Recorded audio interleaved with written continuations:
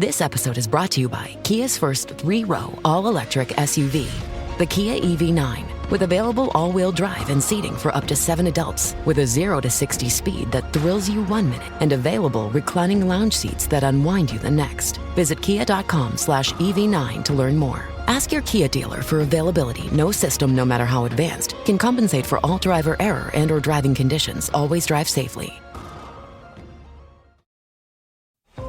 Listen to the 48 Hours podcast for shocking murder cases and compelling real-life dramas from one of television's most watched true crime shows. Go behind the scenes of each episode with award-winning CBS News correspondents and producers in Postmortem, a weekly deep dive. Listen to 48 Hours wherever you get your podcasts. This podcast contains mature content, explicit language, suggestive situations, and partial to full frontal nudity. Listener discretion is advised. Don't let your kids listen to this. No wonder Skype lost to Zoom. What's weird is I can hear Amin, but it doesn't say that he's on the call on my end. Ooh, Still? Yeah, but I can hear him. Just a dream. He's talking like a, Like a what, Zach? To find out, make sure you check out the new glossary episode that was there last week, if you're listening to this. Oh, what a glossary it was. And quit fucking complaining. Oh, what a gloss. No, you can complain, just direct your complaints in one direction. Harry Styles. Or leave your complaint in a review, a 5-star review on Apple Podcasts. I like how we're doing the show before the show. Within the show. I have all the numbers pulled up. We're at 3,000 on Spotify. We're at what? 3886 on Apple. Ooh, how about that? We're closing in on that 4K. Well, we need 5. Since we're doing the reviews right now, I had one set aside. Wait a second. That said, review this, please. This movie's so long, we're going to need to speed up all this shit. Is this a cold, hot intro? What is this? This is like the Hot Pocket when the opposite has happened, right? Like the outside is fairly frigid. Take a bite. The inside is molten lava. Review this, please. Male, mid-40s.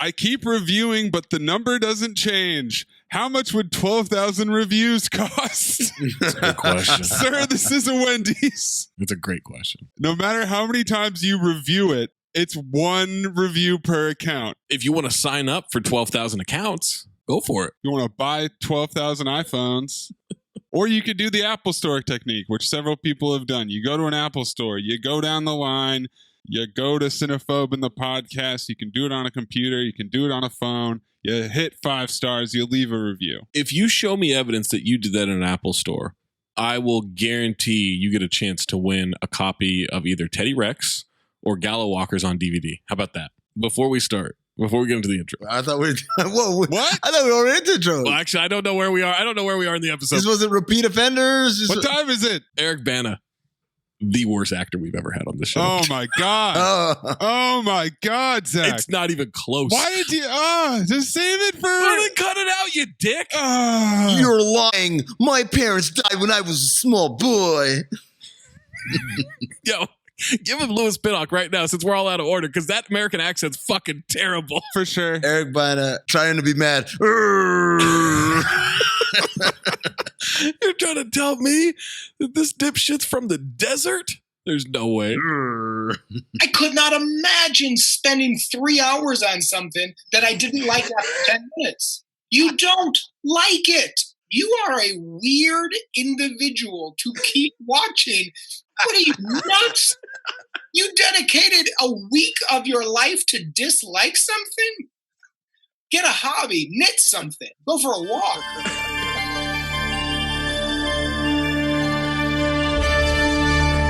Previously on Cinephobe. How am I supposed to go back to the me before all of this pain? Excuse me? We're new in town and we've never had sex before. Would you give us a hand? I would have rather seen his cock. Out of the way, Bobby! This episode in this movie exists. You bet your sweet ass I saw a lawnmower man. Oh, Teddy. I'll call some guys from my neck of the woods. We're not talking, Brooke, about a couple of queens who know a few grapples. We're talking about Polacks that don't have a goddamn future. You have a stupid heart and a stupid brain. Regular Einstein. You think I'm a coward? You're wrong. I'm I'm not a coward. You're the coward. I'm not a coward. I love cocaine. I do it all the time. I'm sorry, you guys. I don't mean like homosexual. I mean like... I got nukes shooting out of my dick right now. I've got so many nukes. Dick Nukem. I mean, look at this buffet of ass. Mouth to dildo, dildo to ass to ass. Hi, Brant. Anal beads. I'm the goddamn talent, Maze. Look, Gene, I've never told anyone this before. My head! But I can suck my own dick. And I do it a lot. 1038. This movie is shit. You don't know shit. Holy shit, bro. I had the same note, too. I swear to God, both of you guys are the biggest fucking liars in the world. Howdy. You should have saved this for the train. All right, au revoir, Luban. Lisa, solid. Oh, I mean, why don't you just be like a regular person and dream about regular threesomes? Like clones. Give me some soul kisses, baby. Hey, beautiful. Oh, Dang. oh, my nose. I can't indulge this comparison to a person that Amin may or may not know in a movie that has nothing to do with this podcast. That's some 20th century shit, bitch. We will tangle ass, Say hi to your mother for me. and you will lose. What's the end game? Okay, now everyone's dead. What is fucking Spence from Ballers? Who cares what the end game is? I am Wrath. McCavity!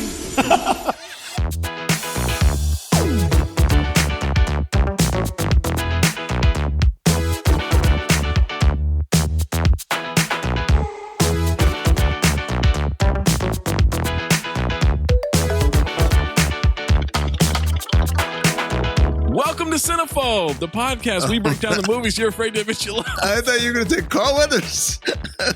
Memorial Ass Off Award. No, we got to save some for the pod. I'm Zach Harper. That's Amin Al Hassan. That's Anthony Mayes, part of the Levitard and Friends Something in your throat. Network. Metal Lark Media. I think we already did the review thing, but, review it. Apple Podcast, 5 stars. Don't care what you say. Complain about the pod, love the pod, suggest something, review something else while giving us 5 stars. I don't care. Do whatever you want. Say I got weird hands. Whatever you want to do. Doesn't matter. If you have a submission, submit it.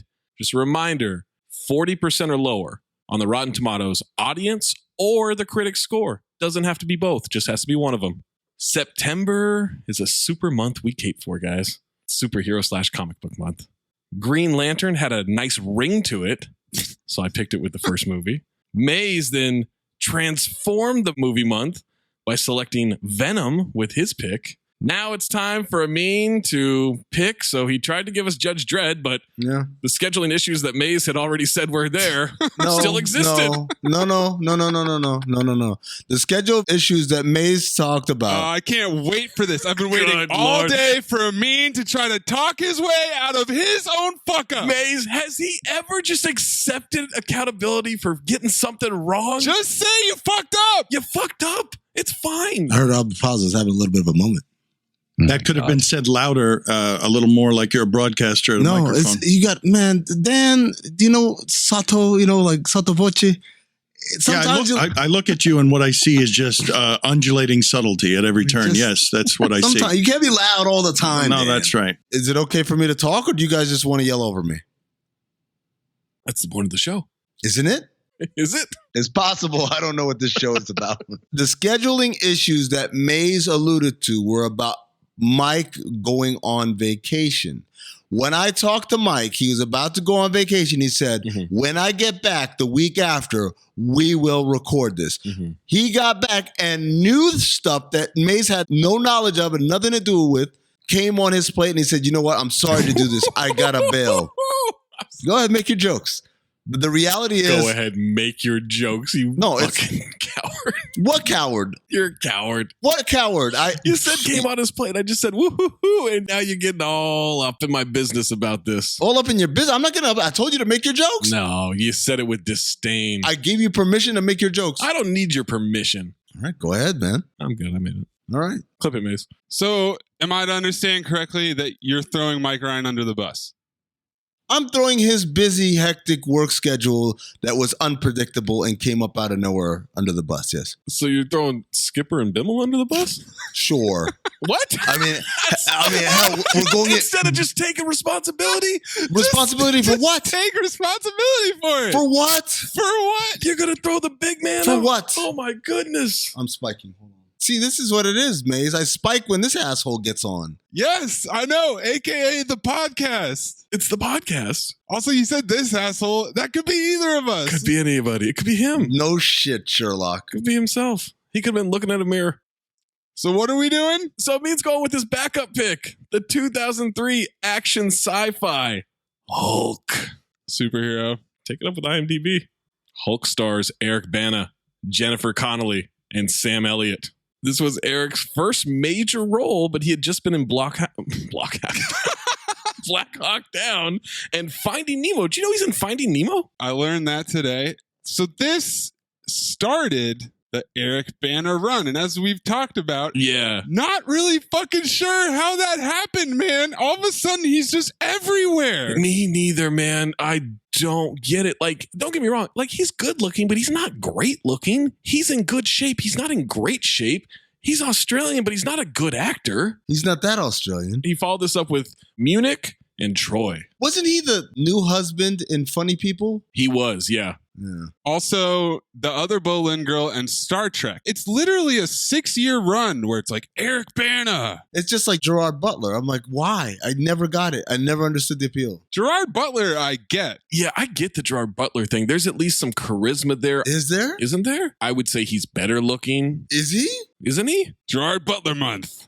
October. God, I don't know if I could do Gerard Butler month. Not enough weeks. Not enough weeks in a month. Jennifer Connelly, you know from A Beautiful Mind, Top Gun Maverick, and Higher Learning. And of course, you know Sam Elliott. He's a repeat offender from Ghost Rider and Roadhouse. I wish I knew how to quit you. Get Josh Lucas, Nick Nolte, and Paul Kersey in this one. You know Josh from Sweet Home Alabama, Glory Road, and Poseidon. Nick Nolte, repeat offender from Zookeeper. I wish I knew how to quit you. And Paul Kersey was in Days of Our Lives and Mike Hammer, Private Eye. Hey, you. Cara Buono from Gladiator, not that one. Nah. Kicking and Screaming, not that one. What? And Mad Men. No, come on, man. Yes. Sopranos. And she's Mike's mom in Stranger Things. Lou Ferrigno from I Love You Man. Clip it. Lou, you promised Peter the commission to your house. I know, but he's not doing shit with That is total crap, Hulk, all right? Listen, this kind of stuff doesn't happen overnight. Peter, who the hell is this guy? Hulk, let me tell you something about Peter. Look, please get your hand out of my face and stop calling me Hulk. I'm a person, okay? I'm a person, okay? I warned you. Oh, you warned me? Hello? Hey, I'm on my way to the marriage bureau. Fuck you, Lou Ferrigno. Is that Sydney? Hey! Fuck you, Hulk! Oh, shit. Ow! What are you doing? What's going on? Sydney's fighting Lou Ferrigno. Relax, he's so strong. Easy. The Hulk has me in the sleeper holder. I don't think I can take him out. That's it. Wow. Peter! Why the fuck would anyone get in a fight with Lou Ferrigno? Sydney's a hothead. He thought he was standing up for me. To the Incredible Hulk? No, that's just a character he played. In real life, Lou's actually a Stan Lee, repeat offender from Daredevil and Venom. Stan Lee month. Venom. I wish I knew how to quit you. We get Daniel Day Kim from Lost. What? Not Daniel Day-Lewis? Johnny Castle, who was Doug on Scrubs.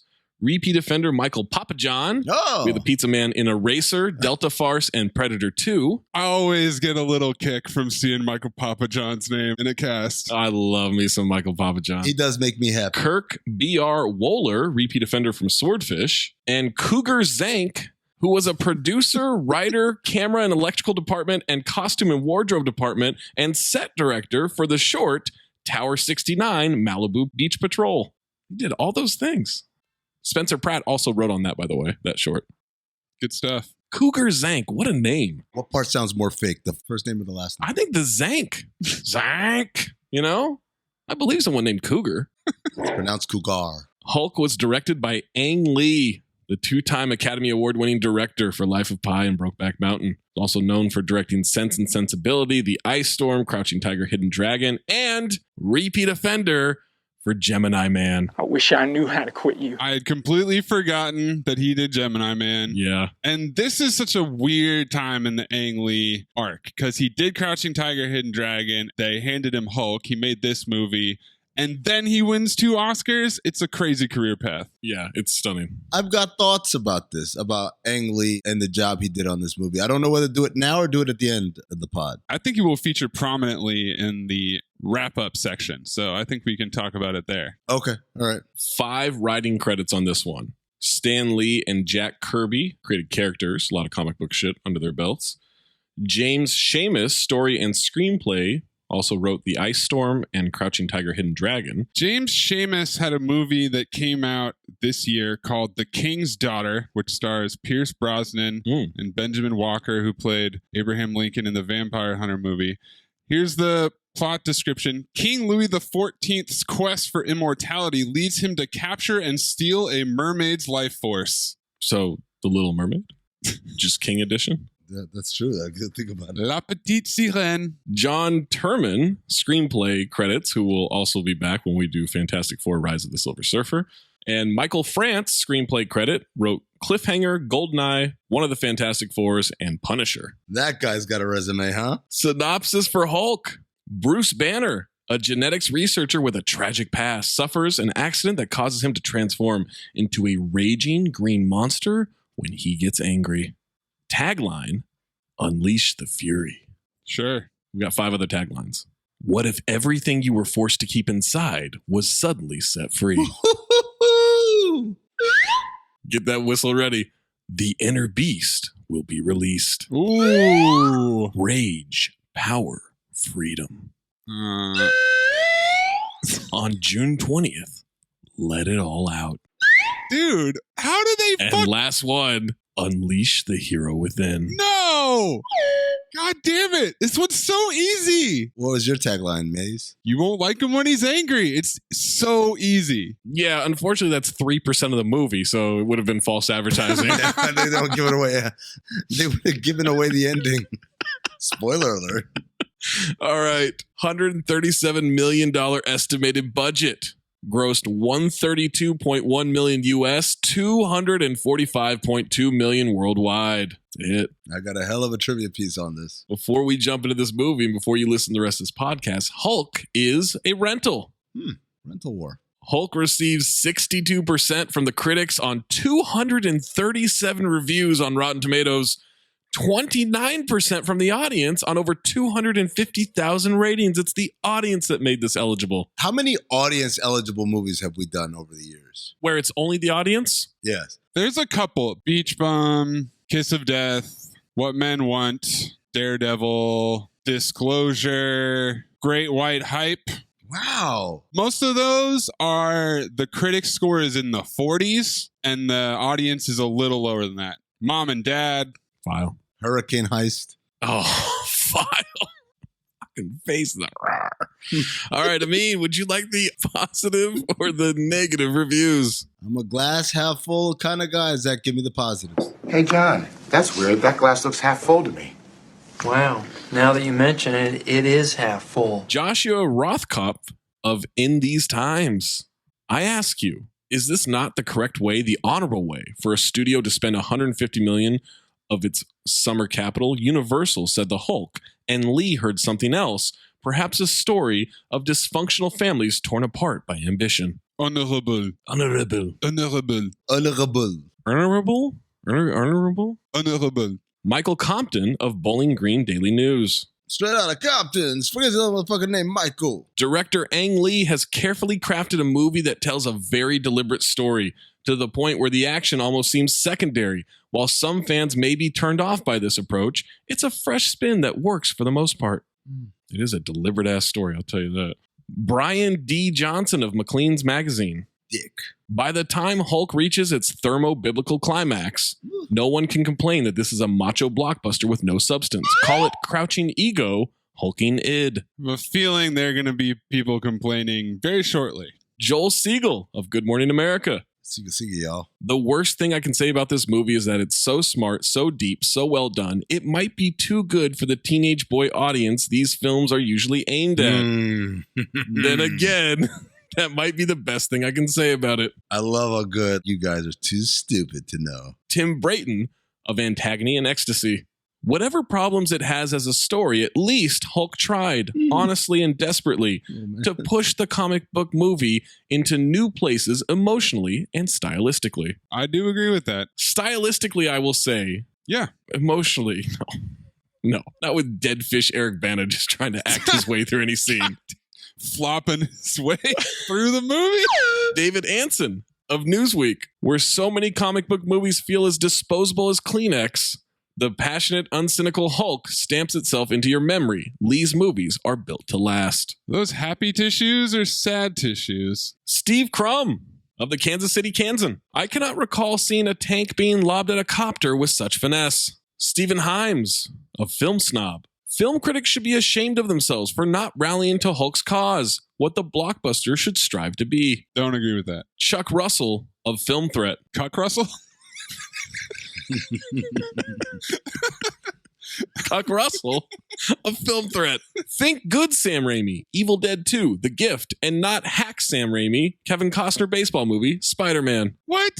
Come on, man. Danny Minton of KBTV NBC, Beaumont, Texas. Oh boy. Too many letters. You really dug deep. I left the theater wanting to smash things. Every time. Todd Gilchrist of filmstew.com. Michael Kidd Gilchrist. You got a stew going. Film stew.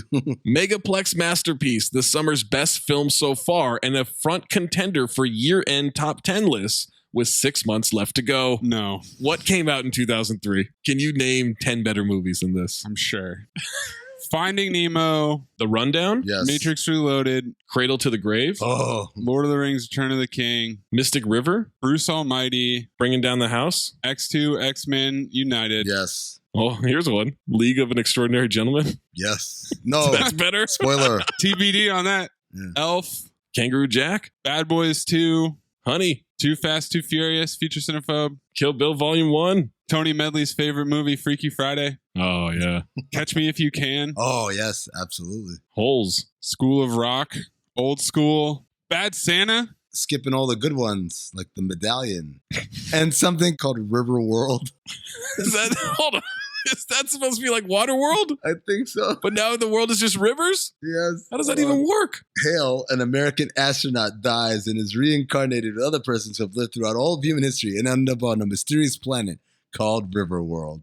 The humans are left to their own devices and create tribal fiefdoms and succumb to brutal wars and raids. What? A mysterious race of hooded beings oversee them, sometimes intervening. But their motives are unknown. Anyone who has ever lived and died on Earth comes here rather than the afterlife. Even an extraterrestrial called Monat, who had the unfortunate luck of dying on planet Earth in 2039. Hale leads a revolt and joins with others on a large boat to explore this mysterious new world. Good Lord, what in the after-Earth is this? Also, the soul of Nero Claudius has found its way to Riverworld and wants to resume his role as emperor. What does that mean? I don't know. How is that an also? They also that real quick. Also, this happens. This whole other plot. It reminded me of the synopsis for American Ninja, where obviously he's got great skills. All right, last positive review. User Chris G, 3.5 out of 5 stars. Wow, this film does not deserve anywhere near as much hate as it gets. May I remind you all of Superman 3 and 4, Batman Forever, Batman and Robin, Fantastic Four 1 and 2, X-Men The Last Stand, X-Men Origins, and Fantastic with 4 as one of the A's. This is better than all of them. Buddy, it is not. Negative reviews. Stop being a pessimist. This tank is not half full. It's half empty. Keith Ulich of UGO. Ooh, let the dogs out. Ooch, ooch, ooch, ooch. Ooh, let the dogs out. Ooch, ooch. You okay? That had to have hurt. Lee and Seamus try on film genres like The Silence of the Lambs Buffalo Bill tries on human skin. Oh, wait. Was she a great big fat person? Oz of eFilmCritic.com. Rent it. Fast forward through the first 40 minutes and enjoy the rest. Wow. Well, except the last 10 minutes. Okay, maybe give it a miss. Kind of same note too, bro. Todd R. Ramlow of Pop Matters. Car Ramlow. Ramlow first. Clip. I'd like supercharge that, please. Please do. Just by association, I feel canceled. Yeah, no, get that out of here. Yeah, get that one out of there. I agree. You know, I love to throw Amin under the bus. Not there. Not there. Not that bus. Not that bus. This is Mike Ryan's schedule's fault. Whereas the original Hulk and King Kong, for that matter, fought against injustice, intolerance, and abuse of power, all that this Hulk has to fight is his big bad daddy. Papi Oh boy, there. Lock it in. So many notes. Horseman. So many notes. It took a little bit, but it's a lock in. Well, no, it didn't. There was a lot of jargon. There was a lot of exposition. Okay. What you're doing, my friend, is neglecting that there's multiple levels of Poppy talk in this movie, not just his. Kamal, the diva Larsuel of Three Black Chicks Review, a big hulking mess. Widget Walls of NeedCoffee.com. Wild Wild West. Here's a riddle for you from Bailey. What's big and green and doesn't suck anymore? Answer, Godzilla. Nev Pierce of BBC.com. Nev Campbell. A senseless story, jerk-along pace, and the gutless decision to stage 2 major set pieces in the near dark, which disguises deficiencies in the CGI because you can't see what the hell's going on. Boo Allen of Denton Record Chronicle. Boo, you whore. Look! Up in the sky! It's a bird, it's a plane, it's a big piece of green cheese. The moon's supposed to be made out of green cheese? Well, I think just cheese. I don't think green cheese. It wasn't green cheese. I remember that was a thing when I was a kid. Everyone was like, oh, the moon's made out of green cheese. Or is it just cheese? Yeah, I think it was just cheese, yeah. Yeah, you're right. But still, that doesn't exist in popular culture anymore. Green cheese? No, the fact that the moon is made out of cheese. They used to be everywhere all the time. Yeah, when do you think that turned? I got to say like late 90s. Yeah, you're probably right. Because I do remember that was like a grade school thing, you know? Yeah. Wallace and Gromit, they go to the moon because he thinks it's made out of cheese and he loves cheese so much. User Mr. Donut, 2 out of 5. Why didn't he give it a 0? This is how we do it in Texas, dude. This film had potential, but it suffered from a lot of bizarre editing, traumatizing CGI, weird design on the Hulk, and the action was just boring. I'm not even sure what to think of this movie, but it definitely is one of the weirdest superhero films I've ever seen. User Tuomas M, 1.5 out of 5. Tuomas. It's not a Tuomas. There is too much talking, but still, it is decent movie, but not my every 5-year watch list. You don't need to add it to the 5-year watch list, folks. No. It's safe. I'd love to get that every 5-year watch list, though. User Gustavo G, 1.5 out of 5. Gustavo G in the place to be. What was this? Nothing interesting happens. User Drew H, 0.5 star out of 5. Drew Hawk. Honest to God, right now, this movie is literally the worst movie I've ever and will ever have watched in my life. It is entirely because of the directing. Like, seriously, did Ang Lee make this shit in PowerPoint or something? It's a little harsh. And then last one, user Lewis O, 0.5 star out of 5. Lewis Uinock. Look at me, Lewis. I watched this on January 1st, 2021 with my son, who loves everything to do with Marvel. He said he physically couldn't sleep for a week after this annoying, badly shot, and badly presented movie. Yes, if you take your child who has been used to the MCU and go back and watch this movie, it will be very disorienting. First note. Hold the fuck on. Let's have some ceremony here, okay? We got a system. Jesus, all right. We'll have Amin's first note right after these messages. Listener, what's up? Zach Harper, coming to you live from just making my picks on Prize Picks, the largest daily fantasy sports platform in North America. For my money and your money, the easiest and most exciting way to play DFS. Again, that's daily fantasy sports. It's just you against the numbers instead of battling thousands of players, including like pros and sharks, those people that really try to game the system and screw you over. You just pick more or less on 2 to 6 player stat projections and watch the winnings roll in. Basketball's here, right? So check this out. This is the cool thing that I love from Prize Picks. You can now pick combo projections across football and basketball from the Specials League, a league created specifically for combo projections that includes 2 or more players from different sports and leagues. So if you want to do like more Patrick Mahomes yards and less James Harden points, you can do that. You can do that combination. You can do any combination that they have on there. You just go to the Specials League. You want to play alongside people. Maybe you don't want to go it alone. Maybe you want to play alongside people. You can go to, I don't know, Meek Mill, Andrew Schultz. You find them in the community plays under the promos tab of the app to view entries from some of the biggest names in the Prize Picks community each week. And best of all, PrizePicks even offers a reboot policy so your entries stay in play even if one of your players gets injured. For football and basketball games, if you have the player who exits the game in the first half and does not return the second, that player is rebooted. PrizePicks, the only daily fantasy sports platform with an injury insurance policy. So I'll tell you what you do. You go to prizepicks.com/ding and use the promo code DING, D-I-N-G, for a first deposit match up to $100. Let me say that again for you. You go to prizepicks.com/ding. You use the code DING, D-I-N-G, for a first deposit match up to $100 from our friends at PrizePicks. PrizePicks, daily fantasy sports made easy. And we're back from those messages. Amin, what is your first note? Yeah, I'm sure we just picked up right from there. Not any of the other shit you just said. Yet another movie that we've done here that I've seen in the theater with my brother, and I began to realize, really? Oh man, like my brother's responsible for you guys have horrible a lot of these awful movies.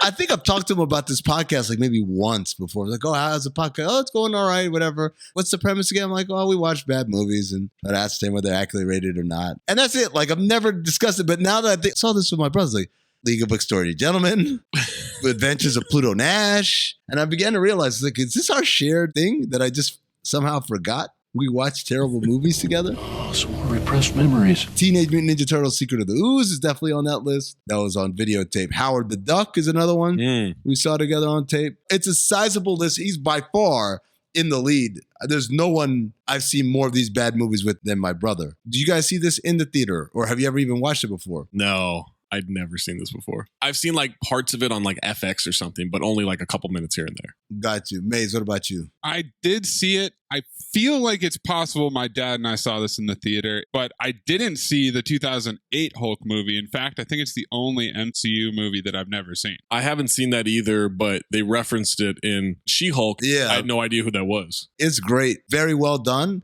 I won't lie. When Ed Norton dropped out of being in the MCU, I was really upset. Ruffalo obviously has done a phenomenal job, but at the time I was like, fuck, man, they really dropped the ball because Ed Norton killed it. And in a weird way, the end of this movie kind of ties in to the beginning of the other ones. How about that? Yeah, how about that? You mean when Nick Fury shows up? Well, I got a note on that. Ask him to join the Avengers. My first note, is that a didgeridoo? I couldn't tell, but it's kind of sounded like it. Shout out to May's dad and my dad for having didgeridoos. Shout out to the didgeridads. Yeah, The didgeridads. didgeridoos. My first note, wow, the Marvel comic book pages intro used to be really boring and lazy. Oh, yeah. No heart in that. What? No, it was actual comic book pages. I thought it was pretty cool. No, but they've done it to where it's like fast and like interesting and everything. Well, now it's like 3D. Yeah, but just look bad. I don't know. Did you like the one better in Nick Fury? Yeah. Remember the beginning of Nick Fury? Oh, it was great. It was great. Also, do we just always start out in space now? I feel like even Heart Condition started out in space. It's been a lot of movies, man. Good Lord. Wait, we went from space to jellyfish to extracting something from the jellyfish in a lab during these credits. It's been a while since we got straight credits position to start a movie. Right. No talking. Start the movie. Kind of like this podcast. We just started with the credits, right? We've also got some notes from The Watcher. Extremely rapid response or response in a hurry. Regeneration is immortality. Immortality. Alone. Underlined. I intend to achieve human regeneration. Someone grabs a starfish. They start cutting into it as Roscoe looks on from a cage. He's our best chimp. They cut off a damn starfish leg. They're spinning serums. They're using microscopes. Science, bitch. We get notes on regeneration. Is this scientist Steve Zahn, I wonder? They're testing on Roscoe. It said it killed him? Same note too, bro. Oh my God. They give it to lizards. That's dying. Amin picked a goddamn biology class for a movie. At one point, he's trying to snap a sea cucumber in half, and eventually it oozes some white goo that gets collected. They just gas a monkey. He also underlines tissue hardening. The opening credits with the science montage, 4 minutes and 16 seconds. I kind of liked it. 4 minutes? Whatever. Speed it up like you do with the repeat offenders. Like, what's going on here? Cut to Desert Base, 1986. No. 66. Zach, are you fucking high? I was high when I watched this. It was late last night. I stopped watching at one point. It just went to bed. I was like, I'll finish this in the morning. It was like 20 minutes left too. Is that when you texted us this movie or is that earlier? No, that was way early. That's about 20 minutes into the movie. Maybe half hour at the most. I like that text because it's nondescript. Yeah, it's like going to Jump City or Fuck City or whatever was in the DC universe. Fuck City. Job was recently hired by the Bluth Company's rival, Sitwell Enterprises. And although he started off well... 52% of the country is single. That's a market that's been dominated by apartment rentals. Let's take some of that market. I call it Single City. His ideas failed to evolve. It's like, hey, you want to go down to the whirlpool? Yeah, I don't have a husband. I call it Swing City. Let's get into some new areas if you don't mind. But Job continued to fine-tune his first one. How do we filter out the teases? We don't let them in. This goes for the guys, too, because sometimes the guys are tapped out. But check your lease, man, because you're living in City. That text, it probably isn't good, but it could be good. And it's just because you have so many thoughts that you want to let loose, but all you can say is this movie. This mustache guy says he makes superhumans by strengthening his science jargon. Military man talking to him says the president made it clear on human subjects, no testing. This guy has the fakest looking mustache I've ever seen. Oh, it's so bad. Who's Steve Zahn? Steve Zahn, young David Banner. David Banner. I love this exposition back and forth here between Banner and Ross. So that's why early on I thought jargon and exposition were going to run away with this thing. Don't worry. I got on board pretty quickly with Poppy talk or just parent talk, really. Cut to Dr. Banner injecting himself. I'm shooting up. More goddamn notes. This movie has more notes than we do. He's like Mike Ryan. He's taking it by hand. Analog notes. He's at home now. Edith, his wife, says she has wonderful news. There's some weird star wipe split screen action that was entirely distracting in this shot. I like that. Yeah, I do too. I really enjoyed the way this is shot. At times I did. It took me a little bit to get used to it. I didn't know what was going on at first. I was like, why are they talking so close? I'm going to say this even right as now. A married couple, not realizing they had split screen it. Oh, you didn't know that there was a split screen? No, again, I was pretty high. Whoa, bro. I can't stop looking at his fake mustache, and he has absolutely no response to her announcing that they're having a baby. Then a circular frame of her in labor just emerges from the middle of the screen. He's outside with his head in his hands. She's screaming. I wondered, are we going to have a quick life of this baby montage? He's in a crib in a place in the desert. Dad takes away the pacifier to have him just cry. There you go. That's how you do it, bro. His legs get discolored. Back to the notes. Genetic transmission. Did he inject this baby? Wondering if it's been passed on. My answer, what's been passed on? Daddy issues. Pop! My note, this intro is dragging. I get it. Like, okay, this is how it starts. But I'm like, can we get on with this? Kid is happy to see his mom. She's watching the kid. There are random shots of botany, which I still don't understand after watching this movie. Now cut to this dumb kid is older, maybe 3 years over 1 week aging process. I'm not quite sure. The fake mustache has now been joined by a shaggy wig. Bruce unwraps a big green dinosaur. Papa Banner saying big, green, and scary. Now he's taking a blood sample and underlined in his notes, confirms my worst fears. Alone. I must find a cure. In a hurry. Bruce is older by a couple years now. Bruce is really fucking chill for a kid getting blood drawn out. Well, to be fair, there's a lot of trauma in his life so far. I'm guessing the dad wasn't great.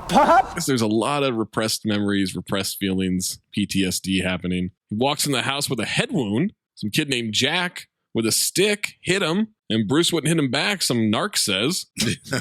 Edith tells her friend Bruce is so bottled up. That kid gave that up like it was nothing. Oh, yeah. He just stood there shaking. I think his veins flash green at one point, but it's so faint I can't quite tell. Cut to fake Liev Schreiber barging into a medical office. Years later, Ross comes in to finish the conversation they started earlier in this introduction, and he is... Ass on.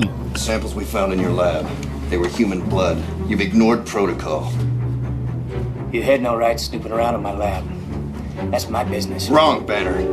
It's government business, and you're off the project. See, I couldn't decide. He's coming in so aggressive. He's ass on. I feel like it's both. He's got one cheek off. All right, Dan Campbell. Banner's seething. He's rushed into a room. He starts pushing buttons, sounding alarms. A failsafe has been initiated. Gamma jargon's going to happen in 30 minutes, guys. Very nervous guy on the PA making that announcement. A siren wails. The guy on the PA is ass off. Bono scoops up baby Bruce, goes under the table. Banner drives up like Helen Hunt. He's driving like an asshole. Takes her into the bedroom, closes the door. I wrote, this is no time to fuck you guys. Like this. Yeah, what's going on is my question. This kid starts playing in a particular way with his toys. Please reference the glossary. Edith and Banner are screaming at each other. He says he's doing what needs to be done. In the other room, they're just going, yes, no, yes, no. His ears are humongous. He's like Siciliano level ears without being Siciliano level size. Well, cool. Oh, no. I'm pointing out something that you think Andrew Siciliano doesn't know? I'm just saying you don't need to do that. He's got big ears. Orlovsky, does that make you feel better? Yeah, Orlovsky, I'm fine with. Okay. Did he just kill her? That was my question. I don't know. I still don't know. The movie's over. I don't know. Film noir. Cut to teenage Bruce, and he's waking up from a nightmare. That's not his mom. No title card for Time Jump. Will Zach object? Question mark. I do need Time Jump title cards. Like, come on. We do it at the end of the movie? That's Celia Weston, the drunk mom from Future Cinephobe Observe and Report, coming in to check on him. Okay, let me just... Oh, boy. I already know where this is going. I said, because I didn't know, she's aged horribly. Oh, my God. I didn't say anything like that this wasn't his mom or whatever. How am I supposed to know? And clearly this is like 17 years later. Did you have the subtitles on? I did. It said Mrs. Kensler, : and then when she starts talking. Oh, when she starts talking, yeah, I must have missed that. She just comes in to give so much exposition. Now he's off to college, according to Mrs. Exposition. Yeah. Look at you, soon to be a great scientist. What is that? No one talks like that. He's like, I guess. I mean, who knows? I do. And then she takes it further to some existential exposition. There's something special inside of you. So special. Some kind of greatness. I'm sure someday you'll share it with the whole world. I bet you will. I legit thought they were about to kiss. They go in and she gives him a hug. I thought they were about to kiss. You're gross, Zach. I knew it wasn't his mom. Now, 11 and a half minutes into this movie, we finally see Eric Bana is shaving with one of those big chunky razors. Same note too. He's ass on shaving. Same note too. Did he just see green form in his eyes? Whoa. He rides his bike into the Berkeley Nuclear Biotechnology Institute. Overlooking the bay. 12 minutes in, absolutely nothing has happened. Stan Lee walks out with Lou Ferrigno, their security guards, talking about how there should be more security. Or what I like to call a cameo bukkake with Lou Ferrigno and Stan Lee. I got excited. Why? I was happy. I remember when I saw it in the theater, I was like, shit, that's Lou Ferrigno. Quit calling me Hulk. He's only good in I Love You, Man. Lou Ferrigno? Also Scorpion King 4. I mean, did you watch the original Hulk TV show with him? Of course I did. Clip the music.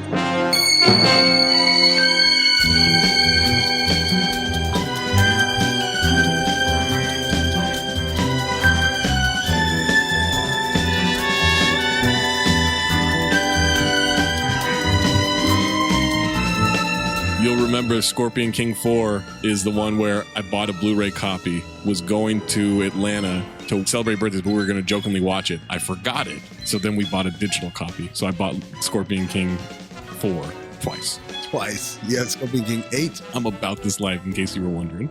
Some nerd is teasing Bruce about looking like a massive nerd, even around other nerds.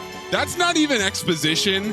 That's writing to try to establish something about the character that's obviously not true.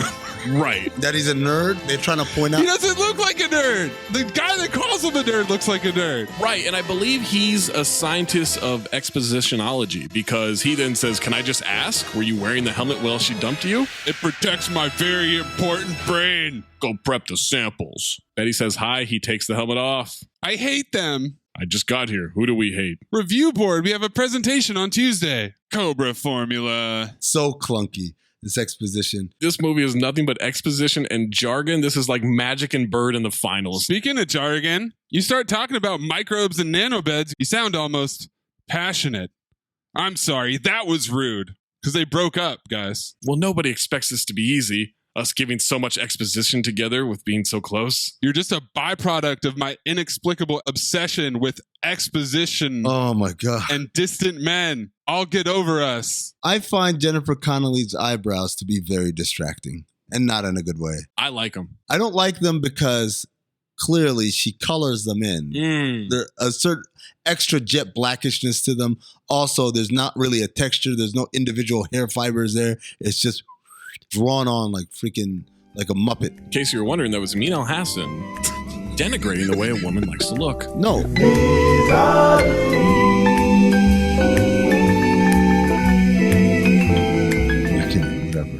So when you call Eric Bana not a nerd, does that mean, or the other guy too much of a nerd? What do? Are you denigrating a man for how he looks? I don't mind attacking the patriarchy. I mean, I'm an ally. Yeah, I bet you are. Shit. She's stressed about all this exposition. He says, let's be impressive. Can't even imagine what would have happened to this movie for it to be a file. Bana, ass on, lock it in. Phobe it for me. They're working in the lab now. Lots of equipment and toads. Freddy the Frog, circular containment field. Nanomeds released into the toad. They got a lot of equipment. They got TV banks with predator vision, chimp vision, infrared vision, watcher vision. They've got all the visions up there. Yeah. We've got split screens. They're running tests. Chaotic as hell. Nanobeds fully dispersed. There's a lot of jargon in this montage right here. Let's hit Freddy with the gamma radiation. They're able to heal some cuts on the frog, and then it starts oozing. And then it inflates and explodes and dies. The toad is ass off. Check the text. That's what I just texted. I mean, he is, man. I knew it. Did you see this toad? Is it the frog before it explodes?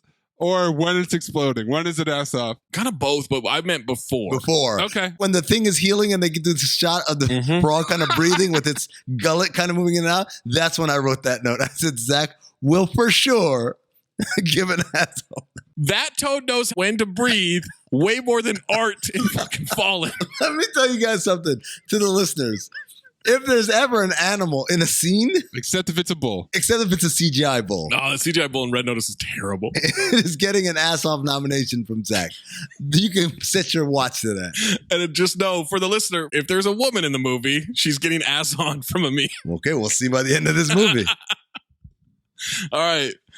Maybe they'll pitch a new method for exploding frogs. Maybe there's a market for it. What if there's a plague? Frogs start falling from the sky. What have you had, Amin? Like 1 Miller Lite?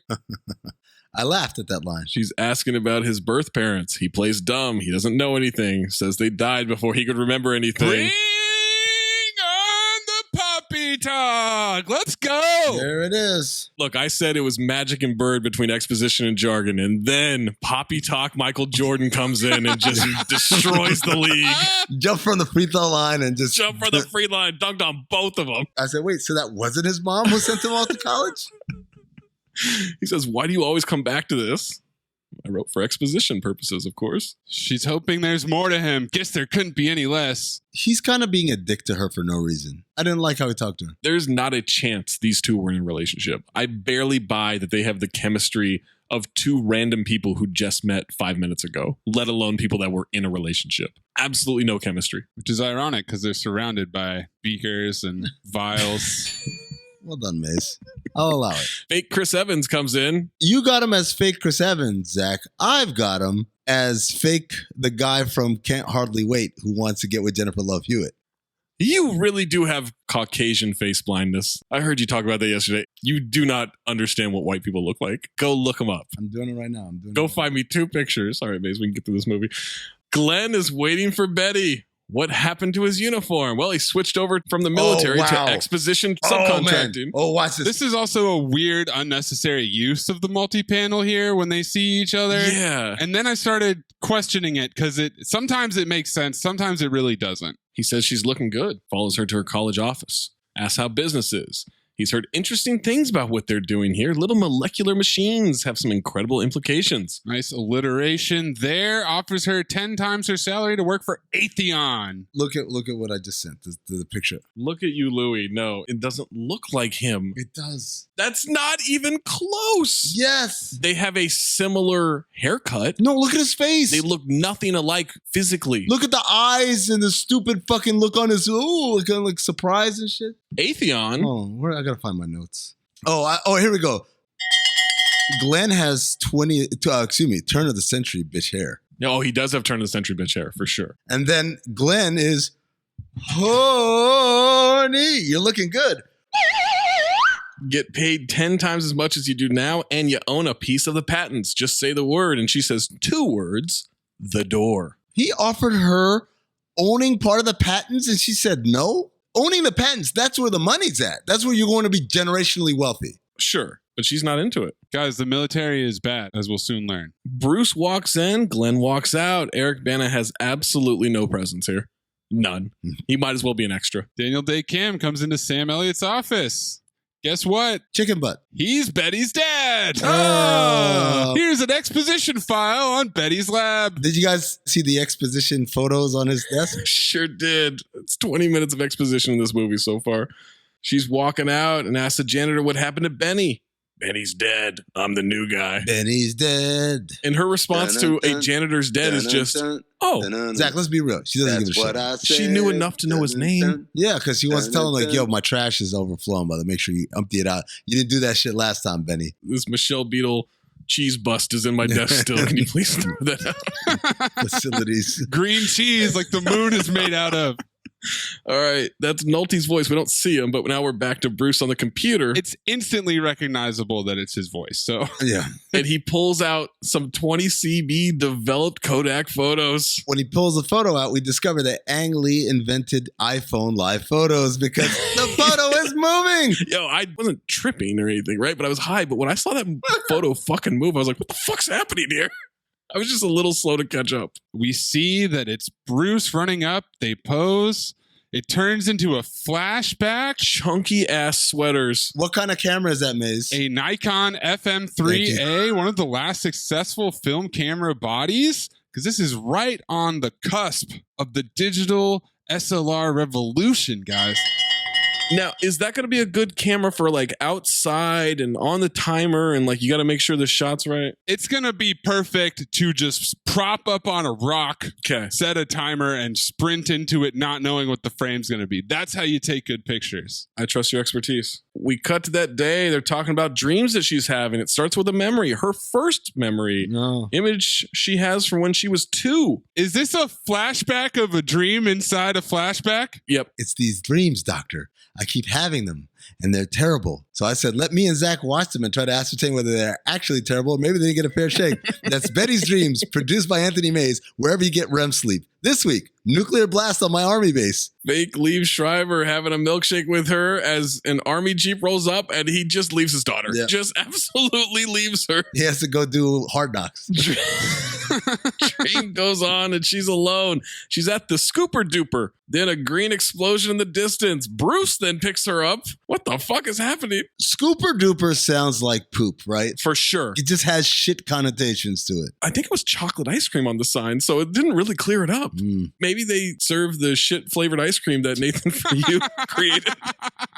And then Bruce kills this child in her dream. Attaboy. This movie is all over the place. We're still establishing the themes, guys. We are establishing the themes. He's now leaving his office present day, sees a dog randomly in the hallway. The dog barks and growls at him. Ugly ass dog. He walks away. What's happening? The dog's just there unattended and he's cool with it? So then I said he's just letting stray dogs into the lab, but then I realized that wasn't him that did that. Nick Nolte goes into the office late at night, grabs a hair sample. Green flashes across the screen and Bruce is riding his bike home. Oh, it's Nick Nolte and he's going to experiment on them. I'll allow it. He gets home and he sprays some moss. Does this dude have rocks and moss as pets? I don't understand the botany angles of this movie. I truly don't get it. Guys, he's spraying activator on the Jerry curl plant. Make sure it's nice and luxurious. Let your soul glow. He fell asleep sitting up in bed with his laptop. This nerd. Nightmare of a flashback. He wakes up. He is a truly terrible actor. Ass is all the way on. He sees Nolte and 3 dogs outside the house. Looks again and they're gone. Nolte and the dogs get home and he's going to snort this hair follicle because he's cutting it up with a razor. How does he afford all of this equipment on a janitor's salary? That's a great question. He's got a bunch of animals. It's similar experiments as the beginning. He tested his DNA and confirmed that it's his son. C-T-A-G-C. Bruce. My Bruce. Nothing has happened in 27 minutes. Nick Nolte reading the alphabet Cinephobe. He's just doing an eye chart. 30-minute mark and no Hulk is my note. Imagine going to the theater to watch Hulk smash shit, and this is what you get. 30 minutes of just exposition and poppy talk and jargon. Next day at the Institute, Glenn dropped in, goes to shake hands with Bruce, and says they've never gotten to know each other properly. That's because I don't want to get to know you properly or improperly. And I said, is that tension? Then her pager goes off. Whoa, what happened to the We've got a pager. We've got printed photos. This is prime turn of the 20 CB here. We got a definite turn of the CB with the suit that Glenn is wearing. Mm-hmm. The haircut. The haircut, everything about him. Glenn's about to leave. He turns back. There's a hair's breadth between friendly offer and hostile takeover. I've done my homework. The work you're doing here is dynamite. Think. GIs embedded with technology that makes them instantly repairable on the battlefield in our sole possession. That's a hell of a business. It's not what we're doing here. We're doing the basic science for everyone. You know, someday I'm going to write a book, and I'm going to call it When Stupid Ideals Happen to Smart, Penniless Scientists. Stupid ideas? You just sucked its cock a second ago. Also, in reality... Take that idea's cock out of your mouth. In reality, most scientific breakthrough actually happens through the military first, then gets passed on to the private sector, who then find everyday basic applications. Shut up, nerd. I'm just saying. You actuallying Ang Lee's Hulk from 2003? I have enough exposition in this movie. I don't need it in this podcast, okay? My cup runneth over with exposition. Right, let me tell you about my dad then. No, I want to hear all the dad issues from everybody that I'm interested in. The 3-panel shot of everybody's eyes, I will say they try to make it look like a comic book, and it's pretty cool most of the time. It is. They do a great job. I think it looks cool. It's just kind of weird timing. Betty tells Bruce not to worry about Glenn. She'll handle him by calling her father, asking him to exert some pressure. Who? Your father? What? Last I heard, you and your father weren't speaking. Oh my God. Michael Jordan poppy talk from the free throw line. Shot on Elo. Good. Poppy talk wins. Every Jordan highlights. A spectacular move by Poppy Talk. It's just Poppy Talk just shrugging in game 6. Harper is checking the circuits on this big ass machine. He says it's fried. Harper. Oh, this dumbass. My note, this moron. Bruce goes to help out. He sparks something. The screen flickers. Shit starts happening. Bruce pulls him free. He throws a toaster into a fucking bathtub and can't realize why it's sparking. Like this idiot. Shoves a gas mask on him. The gamma's too high. Harper's just sitting there. He's just in the fetal position. So Bruce decides to take a charge from the gamma, full blast, right into his chest. That doesn't work. Feet were set. That's not the solution. No, of course not. Of course not. That's not how gamma and radiation works. Oh, wait. It was someone was standing in the way. Never mind. Oh, no. We can't radiate multiple people. It's just the one. That's why only the house closest to the power lines gets cancer. His whole body is made out of lead, apparently. His skin goes all trippy. Then it zooms in on his eye. We get the green mushroom cloud again. It's the worst CGI we've ever had. Oh, no. Dippin' Dots murder from Lawnmower Man is better than this. No. The bad CGI hasn't even arrived yet, Zach. What are you talking about? Up until this point. Cut to Bruce in a hospital bed. Betty says that he saved Harper. He's fine? She's confused how he's not dead. The jargon works. She says, are you sure the doctor checked? Bitch, I'm in the hospital. What are you talking about? By the way, his bad knee is his good knee now, like he's taking liquid collagen. DM me for $10 off. She starts crying, and I said, way to make it about you, Betty. I'm the motherfucker who just took 1.21 gigawatts to the fucking chest. This isn't funny. I was watching you. You were going to die, and I was going to have to watch you die. Yeah, it's about you? He almost died. He apologizes for what? Feeling awesome? It's the opposite of tension. Another violent Hulk dream. Desert lizards, psychedelic jellyfish in Joshua Tree. Dippin' Dots, lizards, jelly. The frog exploding, purple and green cells. Toads exploding. Mars?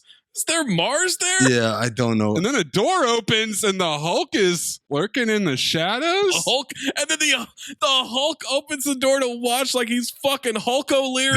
Is that the door from his childhood? What's happening? 33 minutes into the movie. The incuckable Hulk. Oh, he'll cuck. Don't you worry.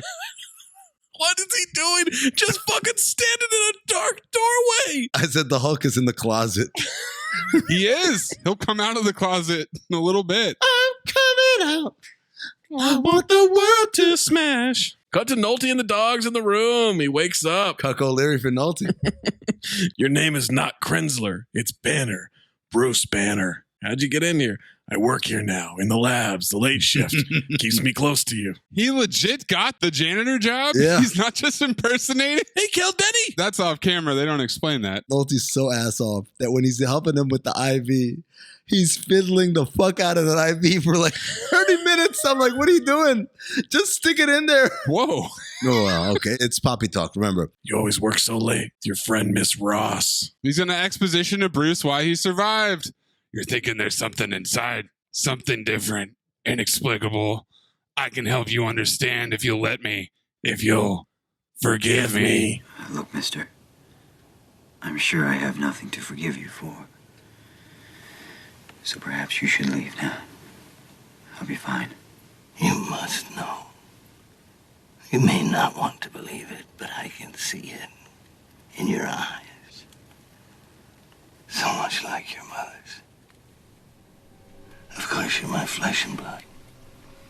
But then you're something else, too, aren't you? My physical son. But the child of my mind, too. Bruce doesn't believe it. Parents died when he was a small boy. Eric Bana, super ass on. You're lying. My parents died when I was a small boy. He talks like this because that's how Americans talk to people not from here. Everything was top secret. Nolte was put away for 30 years. They had to finally admit he's sane. 30 years! Nolte says, not true. That's what they wanted you to believe. You got to open up your third eye and subscribe to Basketball Illuminati. Basketball Illuminati, Basketball Illuminati. Say it 3 times. Keep your third eye open. So much like your mother's. Wait a sec. I went too far. Nolte wants to protect him from Betty. Bruce yells at David Banner. The dogs perk up. He decides to leave. We're going to have to watch that temper of yours. It's Miss Ross. There's something you need to know about her. Something troublesome. And I said, oh my God, Betty has the clap. Who calls it the clap still? 20 CB. So they're from the same military base? I don't know. I mean, Jesus. How many people are in this world? 7? How many people? How many people? How many people? Eric Bana's so ass on, like pretending to be mad. Him trying to tremble with rage or fear, or I don't know what the fuck. Maybe he's just cold. He's literally just shaking his face left and right. Like, maybe he's in the Andes and his plane is crashing. He's eating all of his friends. I don't know what he's going for there. The heavy breathing, the bug eyes. Oh, God. Same notes, too. Look, Michael Biehn was ass on because he just literally could not act. But Eric Bana is taking it to another level of trying to act and failing miserably. The Bean-Anna ass on award. Nolte's now doing his own experiment, blasting a rat with gamma radiation. And it turns into a beast. Now Betty's drawing blood from Bruce. Dad's come to see her. Funny thing is, he called her. You meet at a restaurant. 40 minutes into this movie, the only time we've seen the Hulk is when he's Cuck O'Leary in the doorway. Same note too, bro. Sam Elliott should have long hair. I don't like the military cut. It's not doing it for me. He should have long hair and he should not have his mustache trimmed. No. As she walks up, I said, on the 0 cheeks to wagon spectrum, oh boy, I have her at just a hair above 0 cheeks. Like she's not 0 cheeks, but man, like is hanging on for dear life there. Necessary. Very necessary because as she sits down in her very cheekless physique. Good Lord. You just undid everything you just said. She starts talking. Sam Elliott is there, and obviously this is his first kind of real speaking scene where he's doing a lot of talking. And I said, holy shit, boys, we got ourselves a horse race. This motherfucker Sam Elliott is ass off. Oh, he's great. So ass off. There are 2 actors in this movie. It's Nick Nolte and it's Sam Elliott. And the thing I like about that is that they're kind of the same guy, but good and evil. Sam Elliott's the good guy with the gruff, husky voice. But then Nick Nolte is like if you took Sam Elliott's voice and coated it in heroin and rolled it in the gutter for a couple days. I don't know if Sam Elliott's a good guy here. Yeah, I wouldn't say Sam Elliott's characters. They're both different bad guys. Yeah. Oh, I didn't necessarily mean in this movie. I kind of just meant the archetype that they play. Oh, gotcha. The interesting thing about Cinephobe, I never thought this would happen, but by virtue of doing this podcast, I have now really gotten to know like, oh, that's a good actor. I don't think I knew before this pod. You didn't know how to identify a good actor before this pod? We finally ascertained something. It's weird because like I knew Tom Hardy was a great actor and Christian Bale's a great actor and Denzel Washington's a great actor. Yeah. It was all by feel like, oh, I didn't really like so-and-so in this movie, or oh, I like so-and-so a lot. And now like I can sit there and I can see someone in a scene like this scene, he is acting circles around Jennifer Connelly. His reactions, his intonation, the way he looks out the window. He has great facial expressions. I mean, he's giving you everything. It's not just reading lines for him. Glenn noticed some things about her lab. He's not here to question her. They turned up some surprising things, but he's not at liberty to tell her right now what he knows about Bruce. She finishes his sentence. It's triggering. Was hoping he honestly wanted to see her again. And this is my note. This is a poppy talk ass movie. My note is she didn't even order a drink? It's on the government.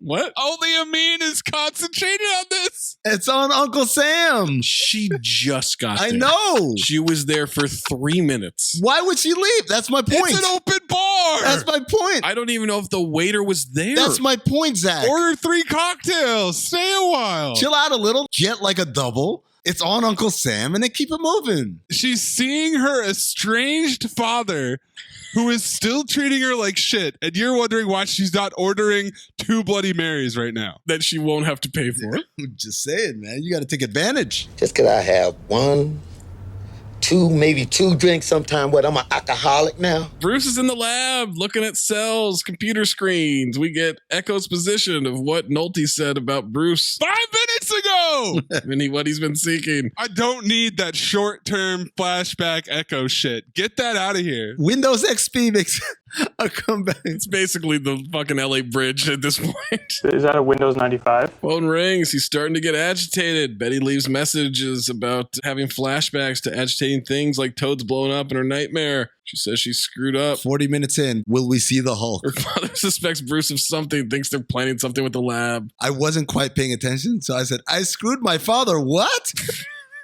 Bruce is just grunting, growling. He's constipated. Why is he mad? He doesn't like phone calls. The Hulk closet door gets punched and there's just a shot of a knife. He's getting mad. Chromosomes are moving and he's having flashbacks of his dad and he's acting his ass on. Okay, so we're going to see the Hulk now, right? False alarm. Still no Hulk. Back to the lab. He knocks over the janitor bucket when he goes looking for the dog. And that did it. That's what did it. Just dirty mud water on the fucking floor. Starts transforming, drops the watch, breaks through his shoes. He's tearing through the walls, busting through doors, goes in his office and fucks everything up. And finally, we get a Beaker in the foreground. Beaker month is Beaker month. Back. Security calls for the cops. 43 minutes in, we finally get a Hulk sighting. Oh, don't worry, man. You still have an hour and a half left in this movie. Ass on for campus security. Quick, we need Berkeley PD. Come here right now. Close up on the Hulk and his face and Mayes. Or get ready to supercharge this one. Oh, boy. The only reason I'm going to say it is because I make a reference to it later. You cannot react to the reference. The reference will be left in. Okay. But this part will be supercharged. Hulk kind of looks like in the face. Goes to the big machine they've been using, lifts it up, and then tosses it through the wall. Nolte is cucko-leering on him from the janitor closet. Yeah, he's in the closet now. He touches his face, staring longingly. We get a flashback to playing with that dinosaur. Then apparently Hulk figures out it's his head, gets upset, jumps through the ceiling, roars on the roof, jumps off, and goes flying. Although I did like Nick Nolte's performance, him crying is extremely ass on. I wrote ass kind of on there. For Nolte? He put it back on for a moment. My Bruce. He's great in the rest of the movie, but this is a bad scene. I had the same note. My Bruce. No, man. And then he just pieces out. Next morning, Betty shows up. Back door's open. She has keys to his place. Have you ever given your keys to a girlfriend that you didn't live with? Yes. Yes. Wow, you guys are trusting ass motherfuckers, man. Never. What do you think they're going to do? Come over and order a bunch of drinks on your tab? Worse. What's the worst that could happen? They vandalize your place, man. Well, you get the locks changed. But what if they do it before you get the chance to change the locks? What kind of women are you dating? These women. You never let that happen. You never let that happen. Zach, you never said, give me the keys back. You just changed the locks? I would ask for the keys back, but I would still change the locks. Jeez. We all make decisions. Some of them are good. Some of them are bad. Times like this, I legit feel concerned about about Zach, man. Why? What the fuck? You're dating people where you feel like you got to change the locks all the time and stuff, man. I have before. It's not a regular thing. You're in and out of relationships, man. What's going on, buddy? Open up to us. What's happening? I'd be fucking. Jesus, you give your key out? This motherfucker, he's got like the community board at his apartment complex. And he's just got apartment 1A. Holla at me if you want to fuck. I just put a sign-up sheet in there. With those little tags. Where you tear one off, you got to call. I just go telephone to telephone pole in Sherman Oaks. Just, hey, always looking. I'm looking.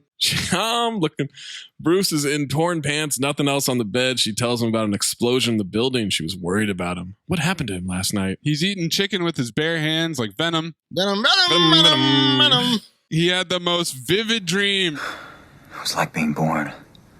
Coming up for air. Light hitting my face and screaming. My heartbeat. Like boom. Boom. She asks if he was at the lab. He says no, but mentions the man with the dogs. The new janitor said he was my dad. David Banner. Knock on the door. I bet it's the government. It's Thunderbolt in the suit. Is it just me, or does he look like Peja Stojakovic? It's just you. This one I'm not sold on. There's something on Eric Bana's face. I can see where you would put two and two together. Maybe he looks more like Paige's son. I don't remember what he looks like. All right, never mind. Keep going. They don't look anything alike. Anytime I ever point out that somebody looks like someone else, you always disagree. Because they never do. They always do. They never do. Thunderbolt found his wallet. Says he left it in the lab. They're going to bring him in. And as Betty storms out, Thunderbolt tells her he's involved in bad, unfinished business. Mm-hmm. Stay away for your own good. As of right now, he's incommunicado. I said, just like Tim Reynolds. Well, that's excommunicado. That's different. She goes back to the lab. She makes a phone call for some phone calls position. She says, okay, yeah, the new janitor. And I said, HR does not divulge shit like that just because you called No, them. of course not. She goes over to go see David Banner in his shack. David Banner. What a fucking hoarder. Too many pets. Too many terrariums. There are terrariums everywhere. She wants to know what happened at the lab. She's wearing a scarf, and I said, why the fuck are you wearing a scarf? Bay Area weather, you never know. It's the Bay, man. It's not a functional scarf. I'm sorry. That is I'm a flight attendant. Well, you're not going to have a New York winter scarf in the Bay Area. You don't need it that dramatically. The hell you won't. Well, anyways, she enters his shithole of a place, which, by the way, he can't have lived there that long. Again, he just got the job. He just got a military prison. Yeah, how is it already this shitty of a shithole? This guy works fast. He accumulates a lot of things. He clears off a bunch of shit off of the couch. Like Jack Black and Saving Silver. Take mine. Take mine. He's just wiping all the nachos like off. with the crumbs. Nolte thinks she wants to fix him, cure him, change him. He's not pleased to hear that the other dad is involved. And now we've got some poppy talk rivalry. Dueling poppies. How little you understand, Miss Ross, and how dangerous your ignorance has become. My son is unique. That's why you can't relate to him. He's like Drake. He can go out in the sunlight. Because he's unique, the world will not tolerate his existence. Will they? This is what every millennial parent believes. He is so fucking ass off in this speech. He brought it. Definitely. He sits down next to her and he leans in and I go, talk about a very beautiful woman like you. Your attentions can't be completely unwanted, can they? Not with eyes like yours. Watching expectantly, lovingly. She takes her scarf off. He just pockets it. Like a creep though. Like someone stealing underwear out of an underwear drawer. Wait, what's that like? Oddly specific reference. It happens in the movies all the time. Oh, the movies. The talkies. I don't know why you said, the movies, like with that voice. She sees him take the scarf, but doesn't say shit. Well, he was in prison for 30 years. Gets up, leaves, and I said, did he just steal her scarf? The scarf was just exposition? I'm with you, yeah. The only reason they have her wearing a scarf where she never wears a scarf at any other point in the movie. Come on, man. Nolte has work to do. She's leaving. He says, don't look the dogs in the eyes. There's an hour and a half left in this movie. Ross is pressing Bruce on where Nolte is. Let's cut the crap. I'm the guy who had your father tossed away and a lot more like him, and I'll do the same with you if I feel so disposed. You understand? This whole scene is... Because think about what he's saying here. I had your father tossed. Oh. And I'll do the same to you. Oh. And then he goes on to start talking about... If you had him tossed away, then why are you asking me? I don't remember. I was always told my father was dead. Don't play with me! You were 4 years old when you saw it. When I saw what? You were right there. How could anyone forget a thing like that? He's talking about his dick, man. It's called trauma, my boy. Every scene in this movie is Poppy talk. Some more repressed memories. Yes, repressed memories. Key word of this movie. Sorry, son, you're an even more screwed up mess than I thought you'd be. Lab has been declared top secret military site. No security clearance for Bruce. Not that lab or any lab doing something more interesting than figuring out the next generation of herbal hair gel. Burn. Oh, that's like Kangaroo Jack 2. Just like it. One more thing. If you ever come within 1,000 yards of my daughter again, I'll put you away for the rest of your natural life. The close-ups and split-screen panels are stylistically intense, and Nolte tosses the scarf to his dogs. Go get her, and let nothing stand in your way. And we see some shadows like Golden Child, the dragon lady behind the curtain. Remember that? Yeah. Little silhouette action there. I wrote, we've seen more dueling Poppy talk than Hulk, and we're 55 minutes into this movie. Bruce gets a call from Nolte. Bruce sees Glenn and agents outside his place. Turn of the century, bitch. Hearing a phone ring and thinking landline first. And then he's like, oh, my cell phone. Nolte tells him he had an unwelcome visit today. Nolte doesn't know how to explain to Bruce what happened to him. What did you do to me? That's so bad. Only way he's entertained me is this whole time I've been saying Banner instead of Banner in this Aussie accent. Bruce Banner? Is that why they cast him? Yeah, that's exactly my note. They cast him just because Banner was his last name. Nolte's just rambling. Bruce says he's going to remove it from himself and destroy it. Exposition won't serve you half as well as experience. Nolte tells him he's sending the dogs for Betty. He's harvested Bruce's DNA and utilized it. Bruce is about to Hulk out, and then Glenn is mad about getting cut out by Ross from that military deal. He's shoving people, ass on. He mushes Bruce's face into a pillow. You pathetic freak! Why does Bruce keep using the Christian Bale Batman voice? The way he turns after he says, "You're making me angry," eyes very wide open, his head is shaking as he looks at him. Super ass on. Talbot, yeah? You're making me angry. Oh, am I? Hulk starts fucking up the house. He throws Glenn. He leaves. Agents shoot him. He's in some snug undies here. He's getting bigger. These agents are shooting like the ones that Dippin' Dots and Lawnmower Man. As they're shooting, Hulk is getting even bigger like a Pokemon. He kicks the couch into the neighbor's house. What a dick. And then throws Glenn like a ragdoll into an agent. 59 minutes into the movie, we finally get the Hulk fucking up people. It's about damn time. Betty's walking around at a cabin waiting, looking at a tree. The cabin from Tiptoes. Betty lives in a cabin in the woods in the Bay Area. Why? She doesn't live there, but it's the cabin from the flashback. They apparently own it. Hulk tried hiding in the tree, and he looks like a fucking idiot. Pretty good camouflage. She gasps, but doesn't freak out. He slowly emerges. This is normal to her? She whispers, Bruce. Then he picks her up, sets her on a car. These dogs are taking their sweet ass time to get there. Think about this. Bruce went home. He talked to his dad. He got in a fight with Glenn. He fucked up the whole house. He fucked up the agents. He rushed over to Betty's house, hid in the bushes, and hollered at her. And these dogs still ain't here yet. She's hella far away, dude. That is not what I thought your note was going to be. What'd you think it was going to be? I wrote, Amin probably thinks that she wants the Hulk dick. What? Yeah. Zach, some decorum, please. Clip it, Mace. Clip what? You want me to clip Zack Snyder situation? Is that what you're saying? Just a super cut of all the times where Amin's like, Yeah. She wants the dick. No, just Amin saying, I have no other way to say this. The Hulk is absolutely Railing. that old thing. Okay, I approve of that. I approve of that You clipping. approve that clip?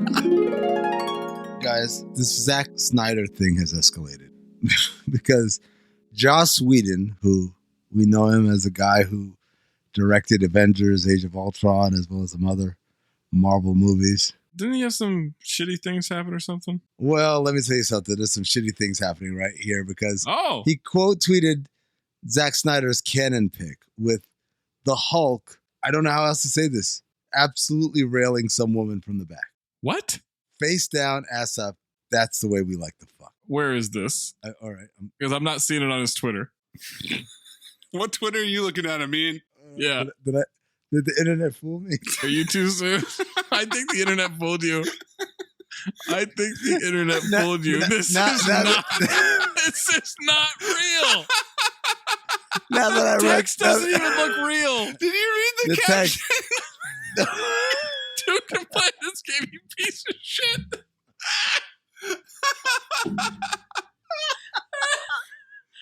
This is some fucking Pornhub anime porn.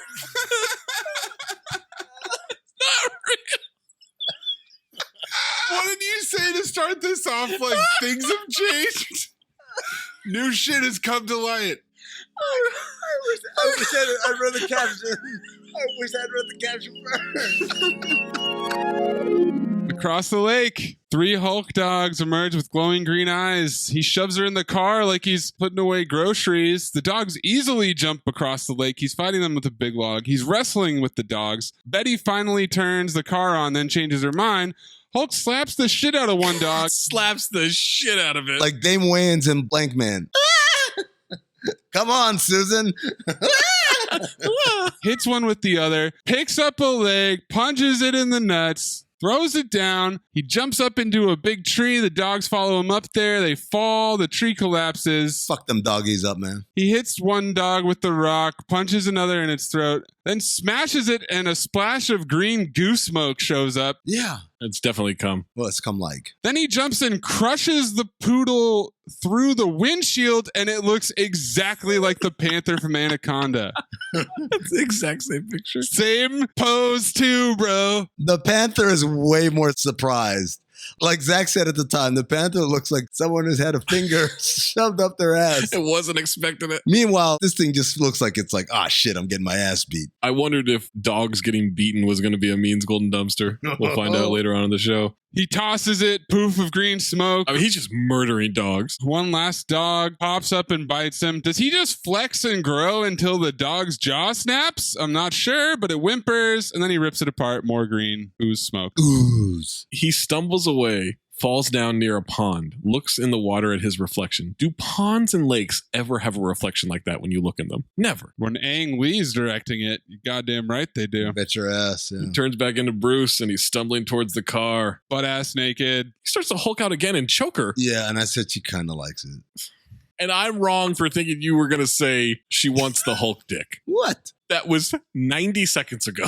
I don't know what you're talking about. He's still bruised. She puts him to bed. She puts obvious 2 and 2 together, says, it's the gamma. And the jargon and the exposition. And he says, no, deeper. And I said, hey, yo. He's getting agitated, says his father sent the dogs. David Banner. He also uses Cobra formula.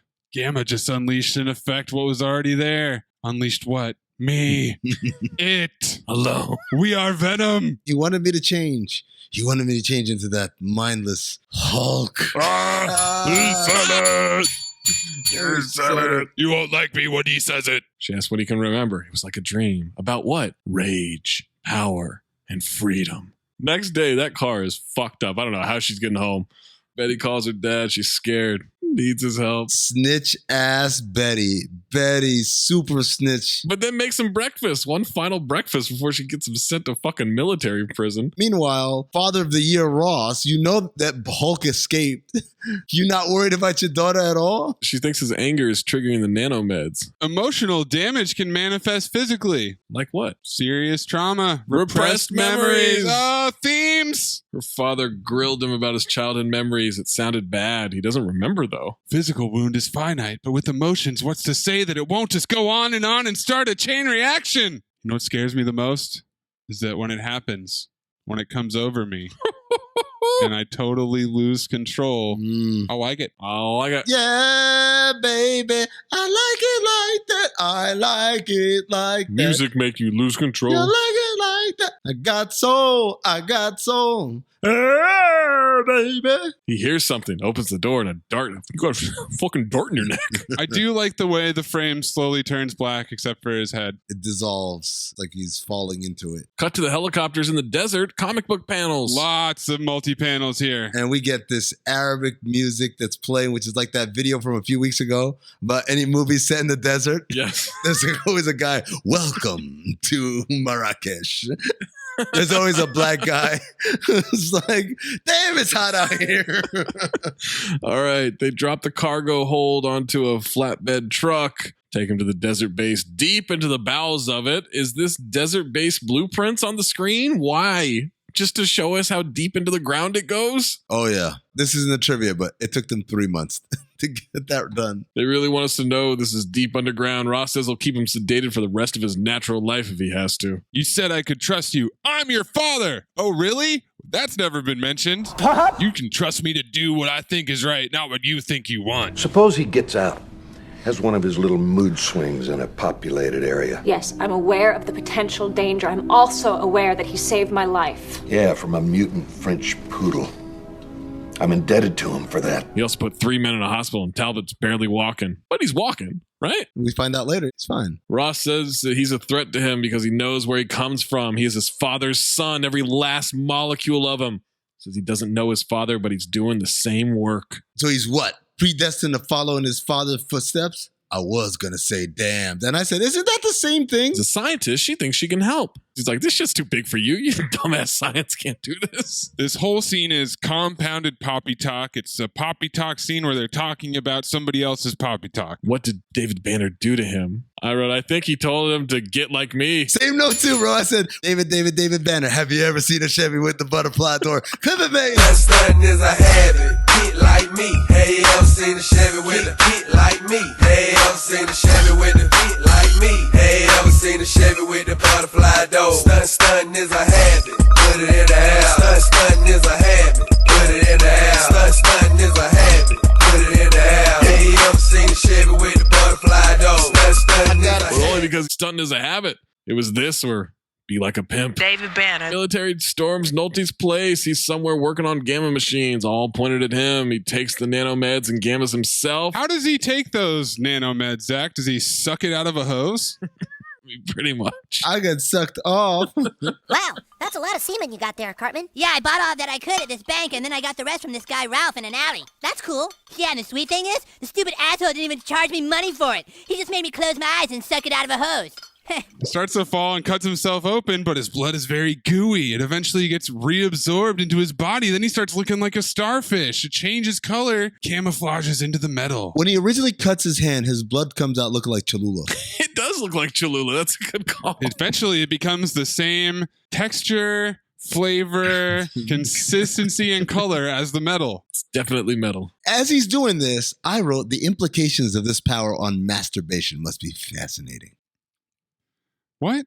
How would that work? So you're thinking his hand becomes his dick? No. He would hold something in his hand. A vagina? Yeah, and then jerk himself off like that. Well, why wouldn't you just have sex? Because he's if you can hold a vagina, why wouldn't you just have sex? Well, because he's kind of gross. I don't think any willing vagina would want to have sex with him. I don't think you thought out the potential for masturbation with this power. Hold on, Maze. Hold on, okay? You don't think any willing vagina would want to have sex with him, but they'd allow him to hold it? No. You go down to Hollywood Boulevard. You get the chef special. What are you talking about? I don't want to go down this path. You showed us that the path existed. It's not like we were all like, oh, look at that path over there. Wonder what's there. And you're like, I don't want to go down that. You're like, hey guys, check out this path. I created it. I paved it, put little markers on it. This is the path I want to go down. You don't respect the boulevard. A random security guard comes in and Nolte just starts expositioning to him. My hand. You see the strength of my son's DNA combined with nanomed reconstruction. You see I can partake with the essences of all things. It's like, what, dude? What the fuck? He grafts onto a machine, then into the metal grate below, lifts his leg up, grate knocks the dude down, then smashes him with the machine. Fade to black. But he could have just smashed him with the machine. You didn't need to trip him. But that was a cool trick, though. It was a cool trick. Yeah, sure. And I didn't get his shit-talking line. You don't seem to think we're connected or whatever. I'm like, what? What does that mean? Bruce wakes up. Betty's standing over him. Where am I? You're home. And he's in a lab. I'm like, bitch, I ain't home. What are you talking about? They're walking around the deserted desert base. So I don't get it. He's a military prisoner. They're just letting him take little walkabouts with his girlfriend? They're letting Betty get some repressed memories going. And they have a bunch of soldiers that are following him at all times. Which, as we will soon learn, is completely irrelevant. I'm going to tell you guys right now, this is an extraordinarily long scene as they walk to the house and they go through the house. nothing happens in it. If you want to skip over this. That's not true. There's a point where I wrote, he's walking around like he's young Frank Dukes. Okay, well then let's go. Well, that's just basically it. That's it. All right. She asks what was in the room. He freaks out. She opens the door. There's nothing. It's empty. It's triggering. It's his child at home. What did he think? His mom was still going to be in there? He thought the Hulk was back there. Really? It's the same door. Or he thought his mom was still getting murdered. Either one. Back to the lab. She no longer has access. NSA blocked it. Atheon's orders. Glenn went around Ross on this one. But you're the head of the base. I thought you were in charge. He tells Betty to go home now, and she's off in a chopper. Ever ride in a helicopter? Yes. Maze? Never. I mean? Me neither. Oh, so this question you'll answer. Oh, Lord, more desert music. I do like how Sam Elliott just occasionally yells his ass off. There's no escalation to it. He's just suddenly at max volume. Glenn walks into where Bruce is being held, and he has all kinds of braces and slings on his body. Like he's going to court for a car accident that wasn't that serious. Bruce is wearing some baggy ass pants. I mean, these khakis are billowy, man. Chauncey Billows. And they're khakis. They're not slacks like Swayze in Roadhouse. These are nice chinos right here. He's hoping to turn them green so he can carve a piece off. Carve off a piece of the real you. Analyze it, patent it, make a fortune. You mind? A G-Dog on a flight tip. I'll never let you. So he zaps him with a cattle prod and starts taunting him about Betty. You know, for me, this is a win-win situation. You turn green and all these guys come in and kill you, and I perform the autopsy. You don't, and I mop the floor with you, and maybe by accident go too far and break your neck. Bad science, maybe. But personally gratifying. Remember when cattle prods were a thing? What happened to them? You're not allowed to do that to cattle anymore, I don't think. Really? That 20 CV is dead on. Cowbell. Gotta have more cowbell, baby. Bruce won't give in. Glenn knocks him out. Consciously, you can control it. Subconsciously, I bet that's another story. Now he's in a water tube testing thing. They're trying to jumpstart his brainwaves. We hear the echoes of voices in his head. Betty gets home. Nolte's waiting. You don't have to worry. I'm not angry with you. Not anymore. It's over for me now. I know that, and soon it'll be over for Bruce. So why don't you talk to your dad? Just one dad asking a person to talk to their dad. Well, it's out of Ross's hands now. If he turns himself in, he let him see his son one last time. Betty says to blame himself for what he's done to his son. This is the weirdest plot point of the entire movie. That Ross hates David Banner. David Banner. All of a sudden, he gonna let him go fucking talk to Bruce? What the hell? Why would he do that? Because he's gonna turn himself in. Sure, he wants to turn himself in. One condition, okay. It's a trap. And what have I done to my son, Miss Ross? Nothing. I tried to improve on the limits in myself. Myself, not him. Can you understand? To improve on nature, my nature, knowledge of oneself. It's the only path to the truth that give men the power to go beyond God's boundaries. You know what's beyond your boundaries? Other people. All you've given Bruce is fear. Fear of life. Fear. Perhaps, Miss Ross. And loneliness, too. Yes. I feel them both. He kills it and locks up ass off. He growls it. And then I wrote, wait, I forgot about the toad earlier. It's still neck and neck. Is that a toad next joke? We get a quick flashback to Cara Buono. Nolte keeps talking as we go back to Bruce in the tank. Could tell from the moment she conceived that it wasn't a son I'd given her, but something else. A monster, maybe. Yeah. I should have put a stop to it right then, but I was curious, and that was my downfall. Curiosity replaced with compassion. Prom night monster, baby. We finally get flashback to that day.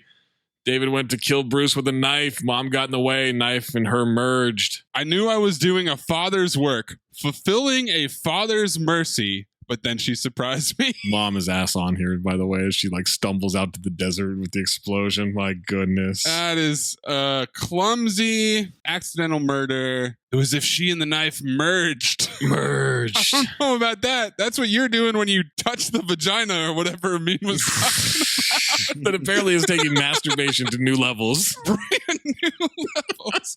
And then we get young David Banner just staring at that knife with this fake ass mustache, which has made a triumphant return. I thought we were done with the fake mustache, but no. Bruce is having a jumbo nightmare and he's freaking out in the tube. Bingo. That must be some jumbo nightmare he just had. He's becoming the Hulk in there. They start the enzyme extraction. Sir, negative on drill penetration. Damn it, drill him harder. Give me full RPMs. Come on, Holman, come on. Bust it open. They pump in gas to knock him out. It makes him sneeze. He breaks through the wall and into the tunnels. That deploy containment foam thing, that's a cool little weapon idea. I like the containment foam, which expands and hardens as it makes contact with the body. Hey, girl, you want to check out my containment foam? It expands and then it hardens. Only during the day.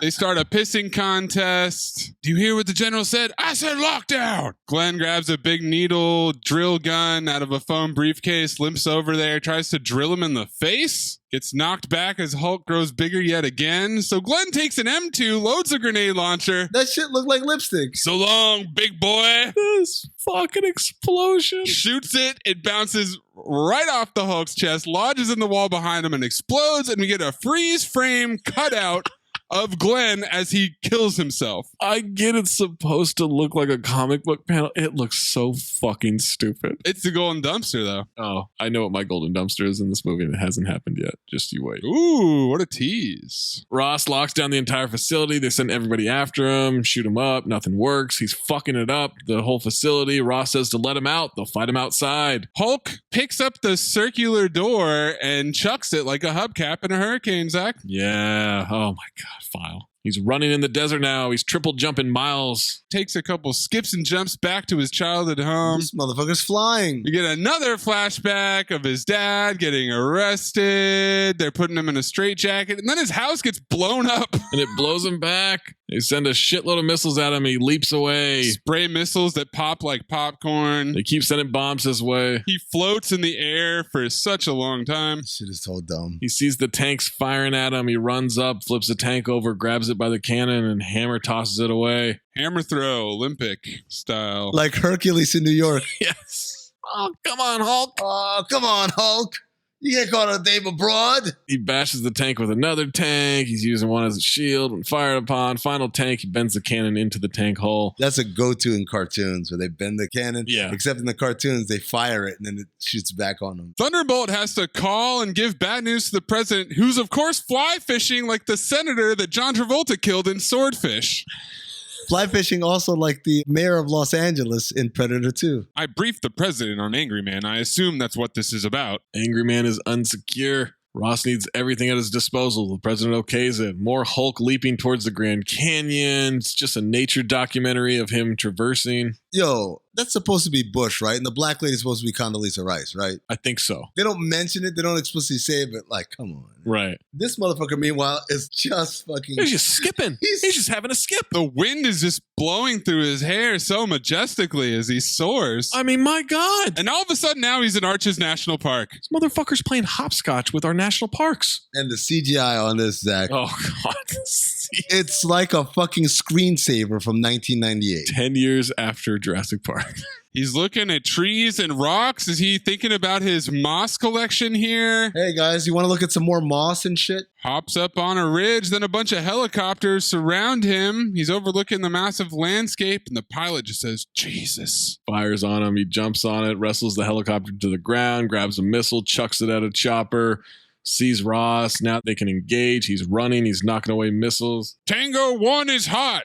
Gun wazzed. What does wazzed mean? Big Waz. Wazney Lambre. Leaps into a massive rock formation. Ross says, turn it into a parking lot. They unload missiles and knock all the rocks down on him. Now don't it always seem to go?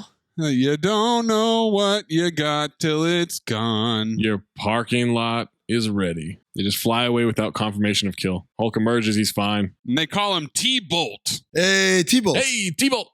Hey, T-Bolt. T-Bone's my roommate. He's a flamer. Ross says he's heading home. They find out he's still alive. He calls Betty, warns her that he's headed her way. Hulk bounces by a road sign 60 miles outside SF. Quick hop up to the top of the Golden Gate Bridge. Just in case you were missing it from Venom. Are we sure it's San Francisco, guys? I don't know. Just the tip of the bridge poking out of the fog. And by the way, I mean, out here, the fog has a name. We call it Carl. What the fuck? 2 jet planes open fire at the Golden Gate Bridge. One almost hits a chopper. It's headed towards the bridge. The Hulk jumps on it to surf it to safety. Surfboard. First of all, he can hear their radio call, which I thought was just a tremendous touch. Then he heads straight up like Green Lantern. Straight up into the air, except he's scared as shit. And in this case, his commanding officer is telling him to do it.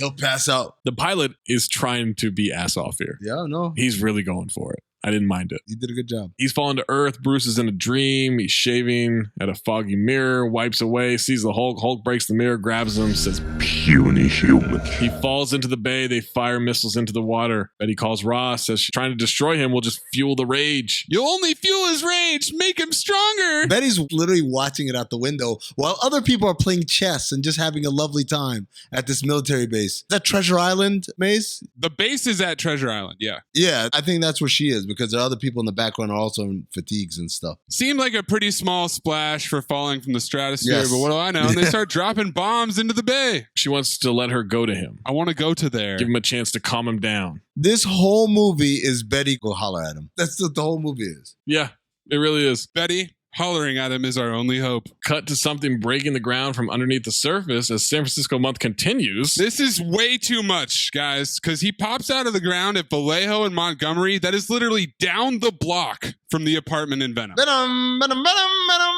Venom. I thought the apartment was in Atlanta. No, the apartment was not in Atlanta. No, that was the inside of the restaurant or oh, that's right. half of the car chase scenes. We need hills so that people will know that this is in San Francisco. He smashes the ground and sends the cars rolling downhill. Parked car avalanche. Hulk is about to fight the choppers that have surrounded him until he sees Betty's in one. Ross says to hold fire. Army, SFPD. Betty starts coming down the Vallejo steps. Betty greets him on the street. He's shrinking down to normal size. He falls at her feet. He's dripping water as he does. Well, he was just in the ocean. He was just in the bay. Okay. I thought when he shrinks down, he's like shedding all the excess water it takes to beat Hulk. Oh, you think he's got my boxing suit on, huh? He's steaming too, by the way. Chemical reaction. Oh, there's a lot of heat coming out It's of a science movie. Good Lord. Take a chemistry class, you dick. His DNA is starfish, sea cucumber, and jellyfish. So that would make sense. I do have a question. How did he get from the water? I mean, Okay, real never quick, mind. whatever your I'm question sorry. is, the answer is who cares? That's true. I'm sorry. I apologize. As he shrinks, because I was wondering, wait a second, this dude is huge. How do the pants still fit? And then I realized, because those are some 90s ass shorts. Shout out to Dominique Boxer. Some 90s ass shorts. 90s ass shorts right there. You found me. You weren't that hard to find. Yeah, I was. And they hug. She didn't do anything. She just came down the stairs and he calmed down. Even freaking Black Widow has to sing a goddamn song or poem or some shit. Which, according to this podcast, that wouldn't be accurate because he would just try to rail her from the back as Hulk. Getting in them cheeks. Absolutely rail. He wouldn't let Bruce do it. That's not nice. Oh, yeah, there's still 20 minutes left in Nick Nolte. My next 2 notes. I have 20 minutes left and I'm going to bed. I'll finish this in the morning. Okay, good morning. I'm finishing watching this on my laptop instead of the TV. I just don't care anymore. Nick Nolte's in jail. He's looking at the camera. And now we're at another military base. They have an electromagnetic array ready to zap Hulk. Oh, my God. And the jargon. T-Bolt tells Betty they have to prepare for the worst. They've agreed to bring Nick Nolte here for some reason. And the 2 dads make insanely aggressive eye contact. Oh, my God. Yo, first of all, the jargon soldier is so ass on with his perimeter talk. Then, while Nolte is extremely ass off, I'd like to know he does not do the perp walk like Denzel. No, he does not. I had the same observation, but I didn't write it down. The shot of Bruce sitting in the chair with the 2 huge coils and the spotlights was pretty cool looking. It was unnecessary, but it was cool looking. And this is my question. I mean, why are they letting Nolte just go in here by himself? I don't know. They don't know that he's got the stuff in him. They don't know he has powers. But they know he's an undesirable. Right, but they're sitting in an incineration machine. So if Nolte tries anything, oh, we'll just blast them both. Yeah, I guess that's why it's a dumb plan. As Nolte walks up, I notice Banna here kind of looks like a bad drawing of David Duchovny. Spoiler for the trivia, they kind of wanted David Duchovny at one point for this movie. Spoiler, they wanted everybody other than Eric Bana. Everybody except Eric Bana. That as well. That also. Nolte sits down. They both agree they should have killed each other. Bruce wishes he had. Bruce says he saw her last night. He's describing his mom. Brown hair, brown eyes. According to Amin, that could be any woman on earth. Literally.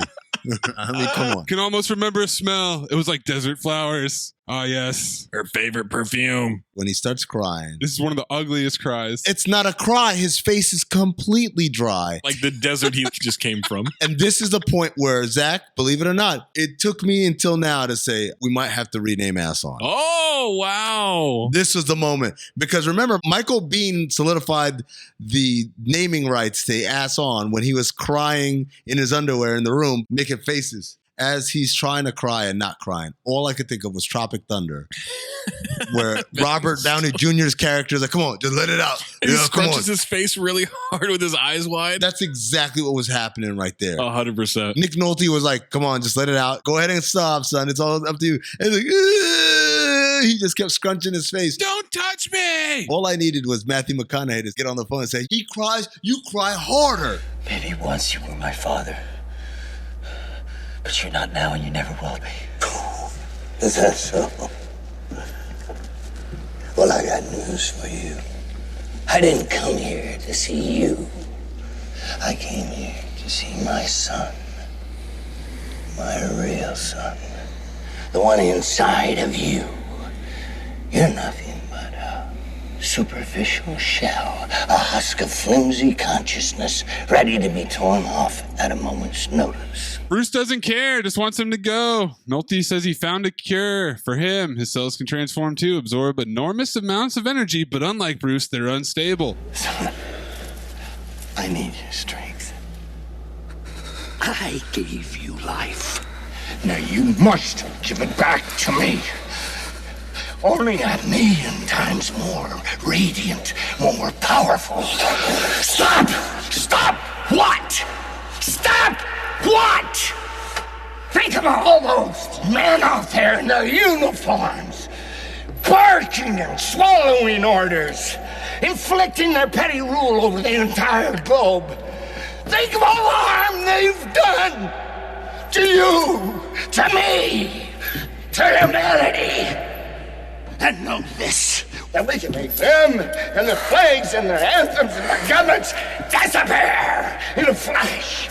You and me are ready to die. Oh, that's your answer. That indeed you shall die and be reborn a hero of the kind that walked the earth long before the pale religions of civilization infected humanity's soul. Nolte sits down in the chair, mimes a tantrum. Stop your bawling, you weak little speck of human trash.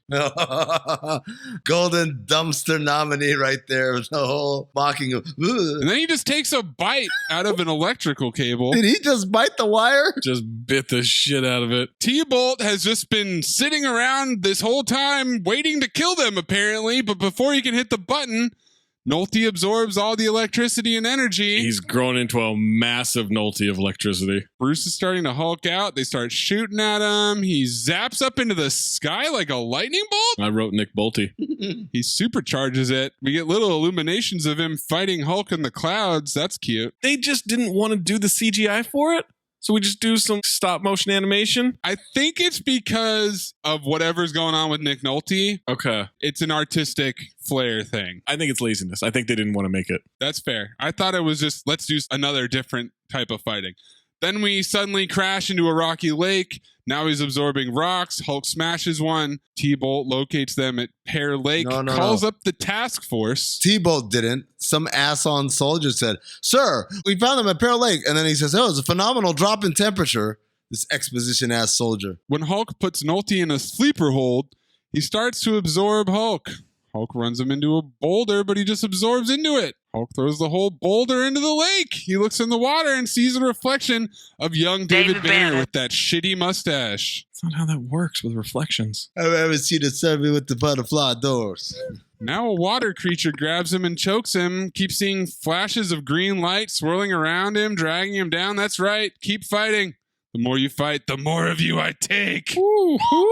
Nolte freezes him. Now Bruce has figured out what he needs to do. Simultaneous jargon activity. They're absorbing all the ambient jargon. We zoom inside Bruce's brain. Sleep, forget forever, struggle no more, and give me all of your power. Take it all.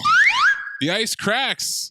Nolte is now enormous, turns into a cyclone. What's happening underwater? Is he breathing?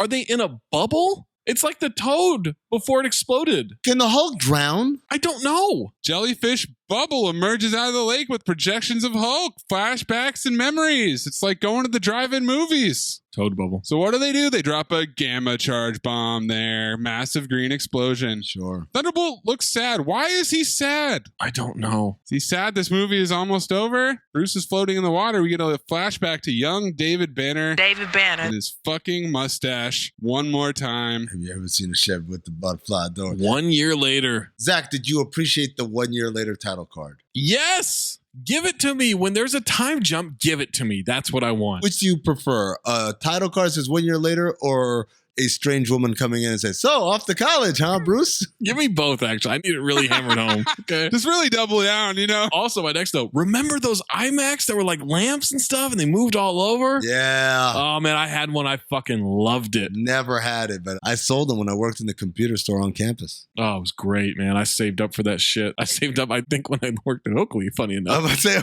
to say, which job? I think it was Oakley. Ross calls Betty, says we both knew Bruce couldn't survive that blast, but loonies are seeing everything. Green everywhere. By some chance, he did survive and he tried to get in touch. You'd tell me, wouldn't you?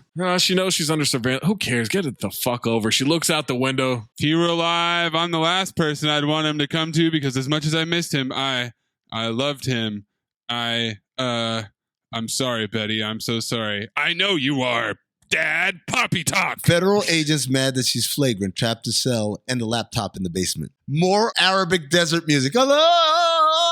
But now we're in a jungle. Cut to some Latin American country. A guy in a red headband. Oh, there's a militia. Is raiding a camp for medicine, goats, and supplies. Turns out it's Bruce Banner with a beard. In a fake-ass beard. Headband guy yells that this is all property of the government, and in Spanish, we get the catchphrase, which he butchered, by the way. Me está enojando. No le gustaría verme enojado. Golden Dumpster nominee his hat. My hat! I got a lot of questions here, okay? If Bruce has a beard, will the Hulk have a beard? And if not, when he goes back to Bruce form, will he still have a beard, or has he essentially like Hulk shaved? I like where your head's at, Zach, asking these questions, but since the beard is so obviously fucking fake, it would fall off when he turned into the Hulk. The glue is going to come off and everything. Okay, that's fair. That's fair. You're making me angry. You wouldn't like it when I'm angry. The Spanish translation is not exact. His eyes glow green. There's a tree frog on his hat as we zoom out above the rainforest. Yeah, what's the fucking tree frog there for? Biology. Remember frogs? Oh, Moss. God. Remember we had frogs earlier? Jellyfish. Sea cucumbers. Whole screen turns green. Hulk roars. Roll credits. Did you see the post-credits scene? No, Zach. What was the post-credits? What happened? Where Nick Fury and Jerry Colangelo show up and they've got to fix Team USA and the MCU. Who cares if you lose the game? You got this off your chest. I mean, it's just one night of bar trivia. One night of bar trivia is sacrosanct to us. Trivia is sacrosanct. Shout out to Core, by the way, man. Shout out to Core living his best life. Man is getting it in. Orange juice, no pulp. He's having meet and greets. I don't even have meet and greets at trivia. Good for him. Eric Bana was cast in October 2001, signing on for an additional 2 sequels. Good Lord. Other actors heavily pursued the role. Bana was also in heavy contention for Ghost Rider, but lost out to Nicolas Cage. It was widely reported that Billy Crudup turned down the role. Johnny Depp and Steve Buscemi were reportedly under consideration for the lead. David Duchovny and Jeff Goldblum auditioned for the role. Edward Norton, who went on to play Bruce in The Incredible Hulk, expressed interest but turned it down when he was disappointed with the script. I wonder why. And there's one more. And Tom Cruise was also offered the role, but he turned it down. Oh! Tom Cruise as Bruce Banner would have been hilarious. Cruise in it would have been fun. You imagine like a 5'9" Hulk? Much of the microbiology work seen on screen is authentic, courtesy of Ang Lee's wife. Speaking of Ang Lee, the first rule Ang Lee set for a costume design team was no lab coats, as he wanted to portray the scientists as realistically as possible. And, that's been a note we brought up many a time on Cinephobe when guys are wearing lab coats. So shout out to Ang Lee. Nick Nolte grew his hair wildly for this movie when he was arrested for drunk driving and photographed for his now infamous mugshot. Zach, this film holds the record for the largest second weekend box office drop for a film that opened at number 1. Can you guess what the percentage drop was, Zach? Hold on. First of all, when you said this film holds the record, I thought something about the citrus community was coming through. So I got distracted and then confused. So please repeat that. All right. It's the largest second weekend box office drop for a film that opened at number 1. Can you guess what the percentage drop was? 45%. 70%. 69.7. 70? Wow. According to the ILM animators, the Hulk's stats are as follows. Oh my God. He weighs 3,452 pounds. He can exert 14 tons of pressure per square inch, which is slightly higher than Drago in Rocky IV. His skin is 10 times as strong as Kevlar. His chest measures 17 feet and 4 inches. 17? His waist is 12 feet and 10 inches. Okay, let's stop right there. 12 feet on the waist, but when he shrinks down, the pants still fit how? 90s ass shorts. His feet are 4 foot and 3 inches. If he wore shoes, they would be size 87.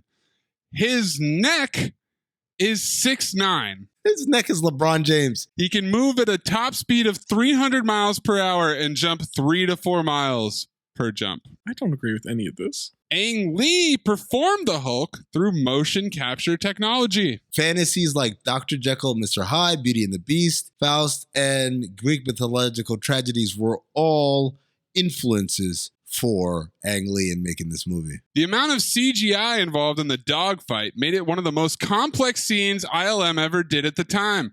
Ultimately, the film has only a third of the initially planned version. Filming all of it would have been too expensive. There was more? But in the director's commentary, Ang Lee reveals that he wanted the scene to be very violent, as the dogs are now monsters and the Hulk shouldn't hold back against them.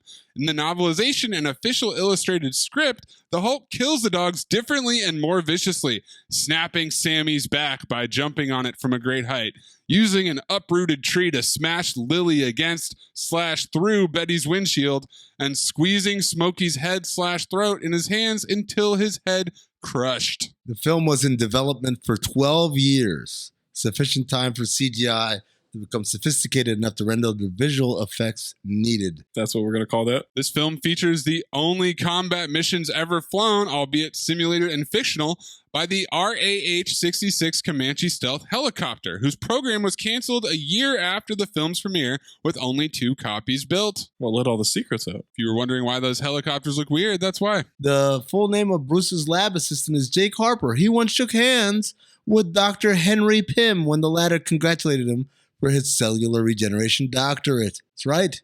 Henry Pym, played by Michael Douglas in the Ant-Man and the Wasp movies. Filming stopped for about 2 hours because some college students from UC Berkeley played a prank and systematically urinated in porta potties, creating very loud peeing sounds that distracted the cast members on set. It took about 2 hours to round up all of the peeing students. That's got to be the dumbest piece of trivia. Oh, that's dumb? Maze, you believe that, but not the citrus community. You're a fraud. Did I say I believed it? You read it. Costume designer Merritt Allen had to come up with unflattering, nerdy clothes for Bruce Banner to disguise the fact that Eric Bana was actually in perfect shape. Ang Lee took Eric Bana to watch a bare-knuckled boxing match to prepare him for his role's brutality. For what? He wasn't even the fucking Hulk. It was Ang Lee. Sam Elliott accepted the role of General Ross without reading the script, being simply excited to work with Ang Lee. Eric Bana commented that the mood during shooting was, quote, ridiculously serious and morbid. Director Ang Lee explained to him that he was shooting a sort of superhero tragedy and he would be making a whole other movie about the Hulk at ILM. Stan Lee didn't like Ang Lee's interpretation, mainly because he thought this movie's version of Hulk was, quote, too big, telling me that Stan Lee doesn't know shit about making movies. If that was his objection, was the Hulk is too big? According to Ang Lee's DVD commentary, he originally wanted the Hulk to be nude during the dogfight sequence. However, Lee felt it would become hard and impractical to keep the PG-13 rating and thought the idea became ridiculous when trying to find ways to cover the Hulk's dick since it felt like an Austin Powers scene. Therefore, the Hulk had to wear boxers during the fight but loses them when killing Lily, so he's naked afterwards. You can't have the Hulk dong swinging around like a chew toy for those dogs. Honestly, some Hulk dick might have made this movie better, man. I don't mind there being Hulk dick, just that scene is not where it's needed. Fair enough. Michael Dana, Ang Lee's longtime composer, wrote the initial score. Unfortunately, Universal felt the score was non-traditional, so their film music president, Kathy Nelson, asked Danny Elfman to rewrite the entire score. Danny Elfman, of course, we know from the man who made the Simpsons theme. Nick Nolte used an oxygen tank throughout the production. Eric Bana recalled a moment where after taking a hit of oxygen on set, Nolte turned to Bana and confided, quote, "I don't really need this. It just makes them think you're fucking crazy and they pay attention." Bana said that working with Nick Nolte was the best part of being in the film. He was quite literally one of my favorite actors of all time. Lock it in. Sorry, Toad. You're out. He's ass off on set. That's Carl Weathers levels, ladies and gentlemen. Pretending to take oxygen. All right. I'm not saying we would take it away from Carl Weathers, but if we were to, that story would make me say it's the Nick Nolte ass off award. He's taking hits of oxygen. He gets a DUI while he's making this movie. He looks insane.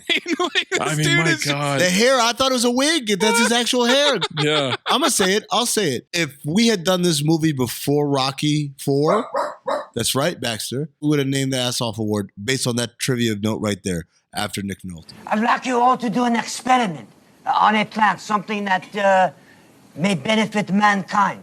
And if you devise something that's groundbreaking, I guarantee you a A in this course. Whoa, hold on, man. You firing me? You can't do that, Lionel. Look, man, if you don't want me to have a foreman job, I understand, but I need my fucking job, man. Louis Pinnock Accent Award, all movie. I thought it would be Eric Bana's American, if anything. But then at the last possible moment, we got him doing the Hulk catchphrase in broken Spanish. And I think that's got to be it. I mean, Eric Bana just getting it in general is fine. It's definitely Eric Bana, period. Yeah, I'm good either way. Eric Bana, not even a question. I don't expect him to speak Spanish well. I expect him to not sound like I talk like this. Let's show them who the horsemen are, guys. Yeah, we got soul.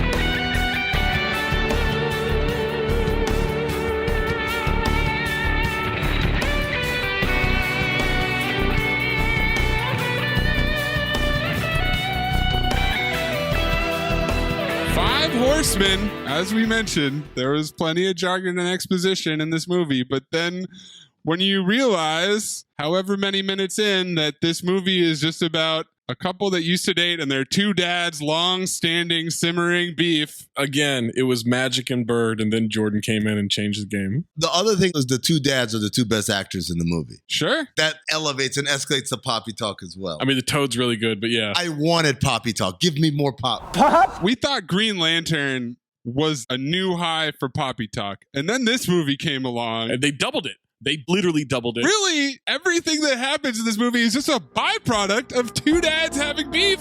It's insane. Breathe in through nose, out the mouth. Ass on, ass off. Teddy Rex, Moosey Teddy Rex. Teddy Rex, Moosey Teddy Rex. Ass on, fuck it, ass off. Ass on, fuck it, ass off.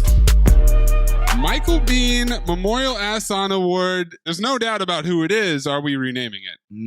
No. Look, he was very ass on. We might need one more. One more from Eric Bana? Yeah. Okay.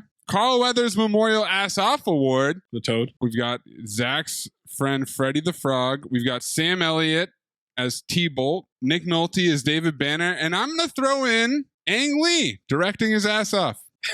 What? Directing his ass off, man. No, absolutely. It's true. not. Ass off does not qualify or clarify whether it's about acting.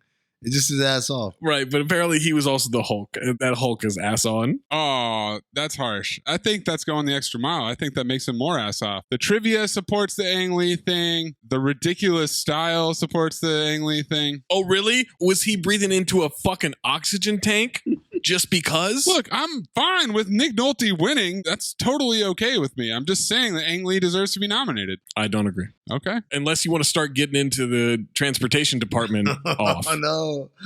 Where do you want to go down this road? Mace, just bow down. Lay down your sword, sir, please. Amin wants no part of this, huh? Even Amin's like, this is not a fight. Oh, this is not the fight you want, sir. It's got to be Nolte, right? Nolte's phenomenal in this. He had one bad scene. Sweep it. Sam Elliott gave him a run for his money, but Yeah, Nolte. the Toad was great. Sam Elliott outperformed what the role asked for. That was a thankless part. Yes, absolutely. So did the Toad. Are you good at keeping secrets?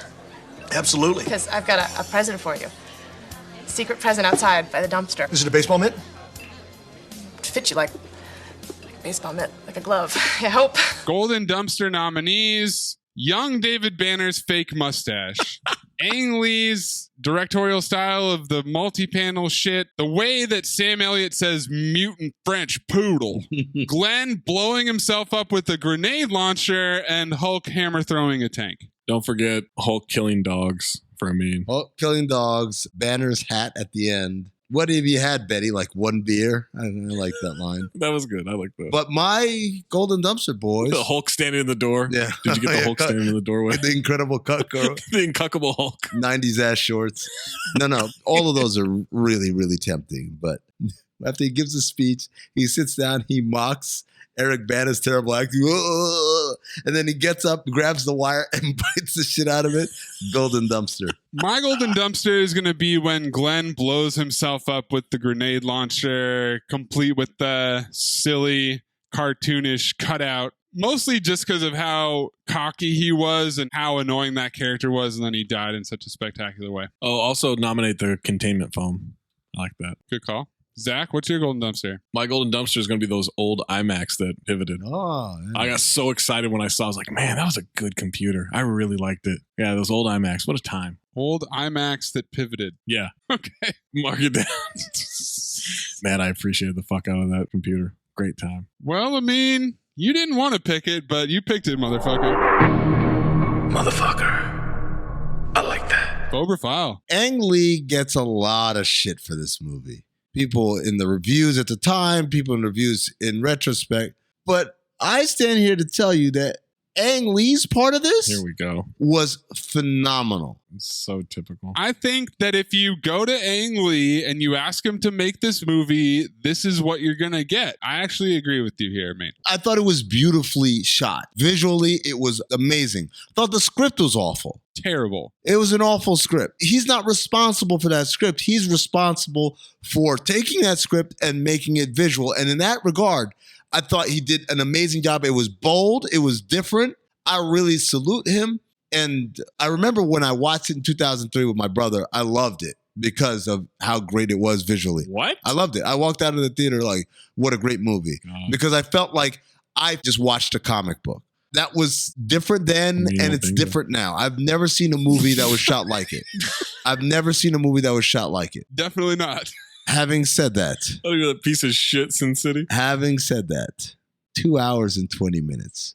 We don't see the Hulk for the first 40 minutes. He doesn't actually fight anybody until like the 59-minute mark. We barely see him in the entire movie. It's called Hulk. All we get is poppy talk here and jargon there and so much exposition. And Eric Bana, who is allegedly the star of this movie, is a terrible actor. And by the way, Jennifer Connelly, well, she's a good actor, was not good in this. She was bad in this, yeah. I didn't want to pick this movie. I picked it because, gun to my head, all right. Hold on. No. You alluded that you were going to pick this during the Green Lantern episode. You technically picked it 3 times. Yeah. You said, I got another green thing. And, the last time. You brought it up before your pick happened. Yep. Then when you were pressed and you couldn't pick Judge Dredd, you picked it. And then when Judge Dredd fell apart again, you picked it a third time. Yeah. Picked it 3 times. The third time I was stuck between that and Morbius and like another really terrible movie. I think it was Punisher with Travolta. And I was like, none of these are going to be. You could have picked Punisher with Travolta and you picked this piece of shit? Because I remembered liking it. And I was like, maybe it'll be good. It was not. Phobe. Zach? Phobe. I hated it. I absolutely hated this movie. It's not the worst movie we've ever done. I'm not like, oh, it's the worst shit. No, but it was horrible. Visually, it looked cool at times, but I submit to you, the CGI in this movie, worse than the Green Lantern. I agree. I won't deny that. Yeah, Green Lantern's better. It's also worse than Jurassic Park, which came out a decade before. 10 years prior. Yeah. So yeah, phobe. Easy phobe. I knew 25 minutes into this movie I was going to phobe it. 25 minutes because you hadn't seen Eric Bana yet. Fuck, I hadn't seen anything yet. I just seen notes. He just saw Steve Zahn. I just saw homework. I watched a biology class. In a hurry? In a hurry. Alone. Yeah, phobe. Maze? I would like to echo Amin's sentiments about Ang Lee. I don't blame him at all for this. Oh, shut the fuck up about that. Oh my God. I think he did a really good job by making a non-traditional comic book movie in the style that you would expect from someone like Ang Lee. Can you make that in 100 minutes? No, because you've got to establish so much poppy talk to get to understanding the stakes. He made a superhero movie about repressed trauma. He really sunk his teeth into that trauma.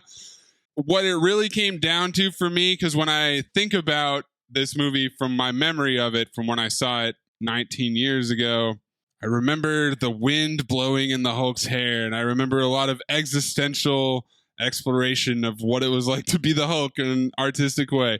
Eric Bana's performance was fucking awful. One of the worst we've ever seen. It can't be understated how terrible he is. I can't believe he got more movies after this. I can't believe that he was considered an A-list star for 6 years. He went from nothing to an A-list star. Insane. And then completely faded from relevance with good reason. It was 2 hours and 20 minutes. Nothing could have saved it. It's a phobe. Sweep it. I also want to bring up, there was a point where I was watching a few minutes of it years ago. This is back when I lived in Sacramento.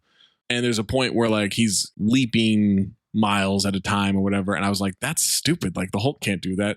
And I had some friend who was like, well, actually in the comic books, blah, blah, blah. And I just remember responding, you fucking nerd. And that was the end of the conversation. That is something I think of every time I think of this movie. Your nerd friend? My nerd friend. Are you still friends with that nerd? His name's Nick. Oh, something that hasn't been mentioned. About 40% of this movie is an extreme close-up. It is. It's people's faces, forehead to chin. And that is the frame. That's a very comics thing, though. Like, that's the thing. That's what comics look like a lot of times. You got these weird close-ups. Another thing that we didn't mention was there's a lot of homages. I know I talked about the influences, but when the puddle is rippling and stuff, that was an homage to Jurassic Park. Ang Lee really tried to make a movie that shouted out his favorite filmmakers and stuff like that. Tried to make a movie that looked like a comic book. Man, I've really tried to do some shit before too, and it didn't work out. And you're not applauding me for that. I'm going to tell you right now, if it was like 1 hour, 59 minutes, and 59 seconds, I would have filed it. No. But I couldn't. No, it's a bad movie. That's absolute horseshit, Amin. It's not good. Shave 20 minutes off it. You still don't get the fucking Hulk in this movie. It's not Ang Lee's fault, but no one should have put Ang Lee in charge of this movie. Absolutely. And everybody who wrote it should be fired. Everyone. At Doc Hoops, at Corn Puzzle, at Darth Amin. Send us your phobe or file, your golden dumpster, your ass on, ass off, 5 Horsemen, Lewis Pinnock Award. What a successful month this has been. Good Lord. Next time we make love, you introduce me to Jade.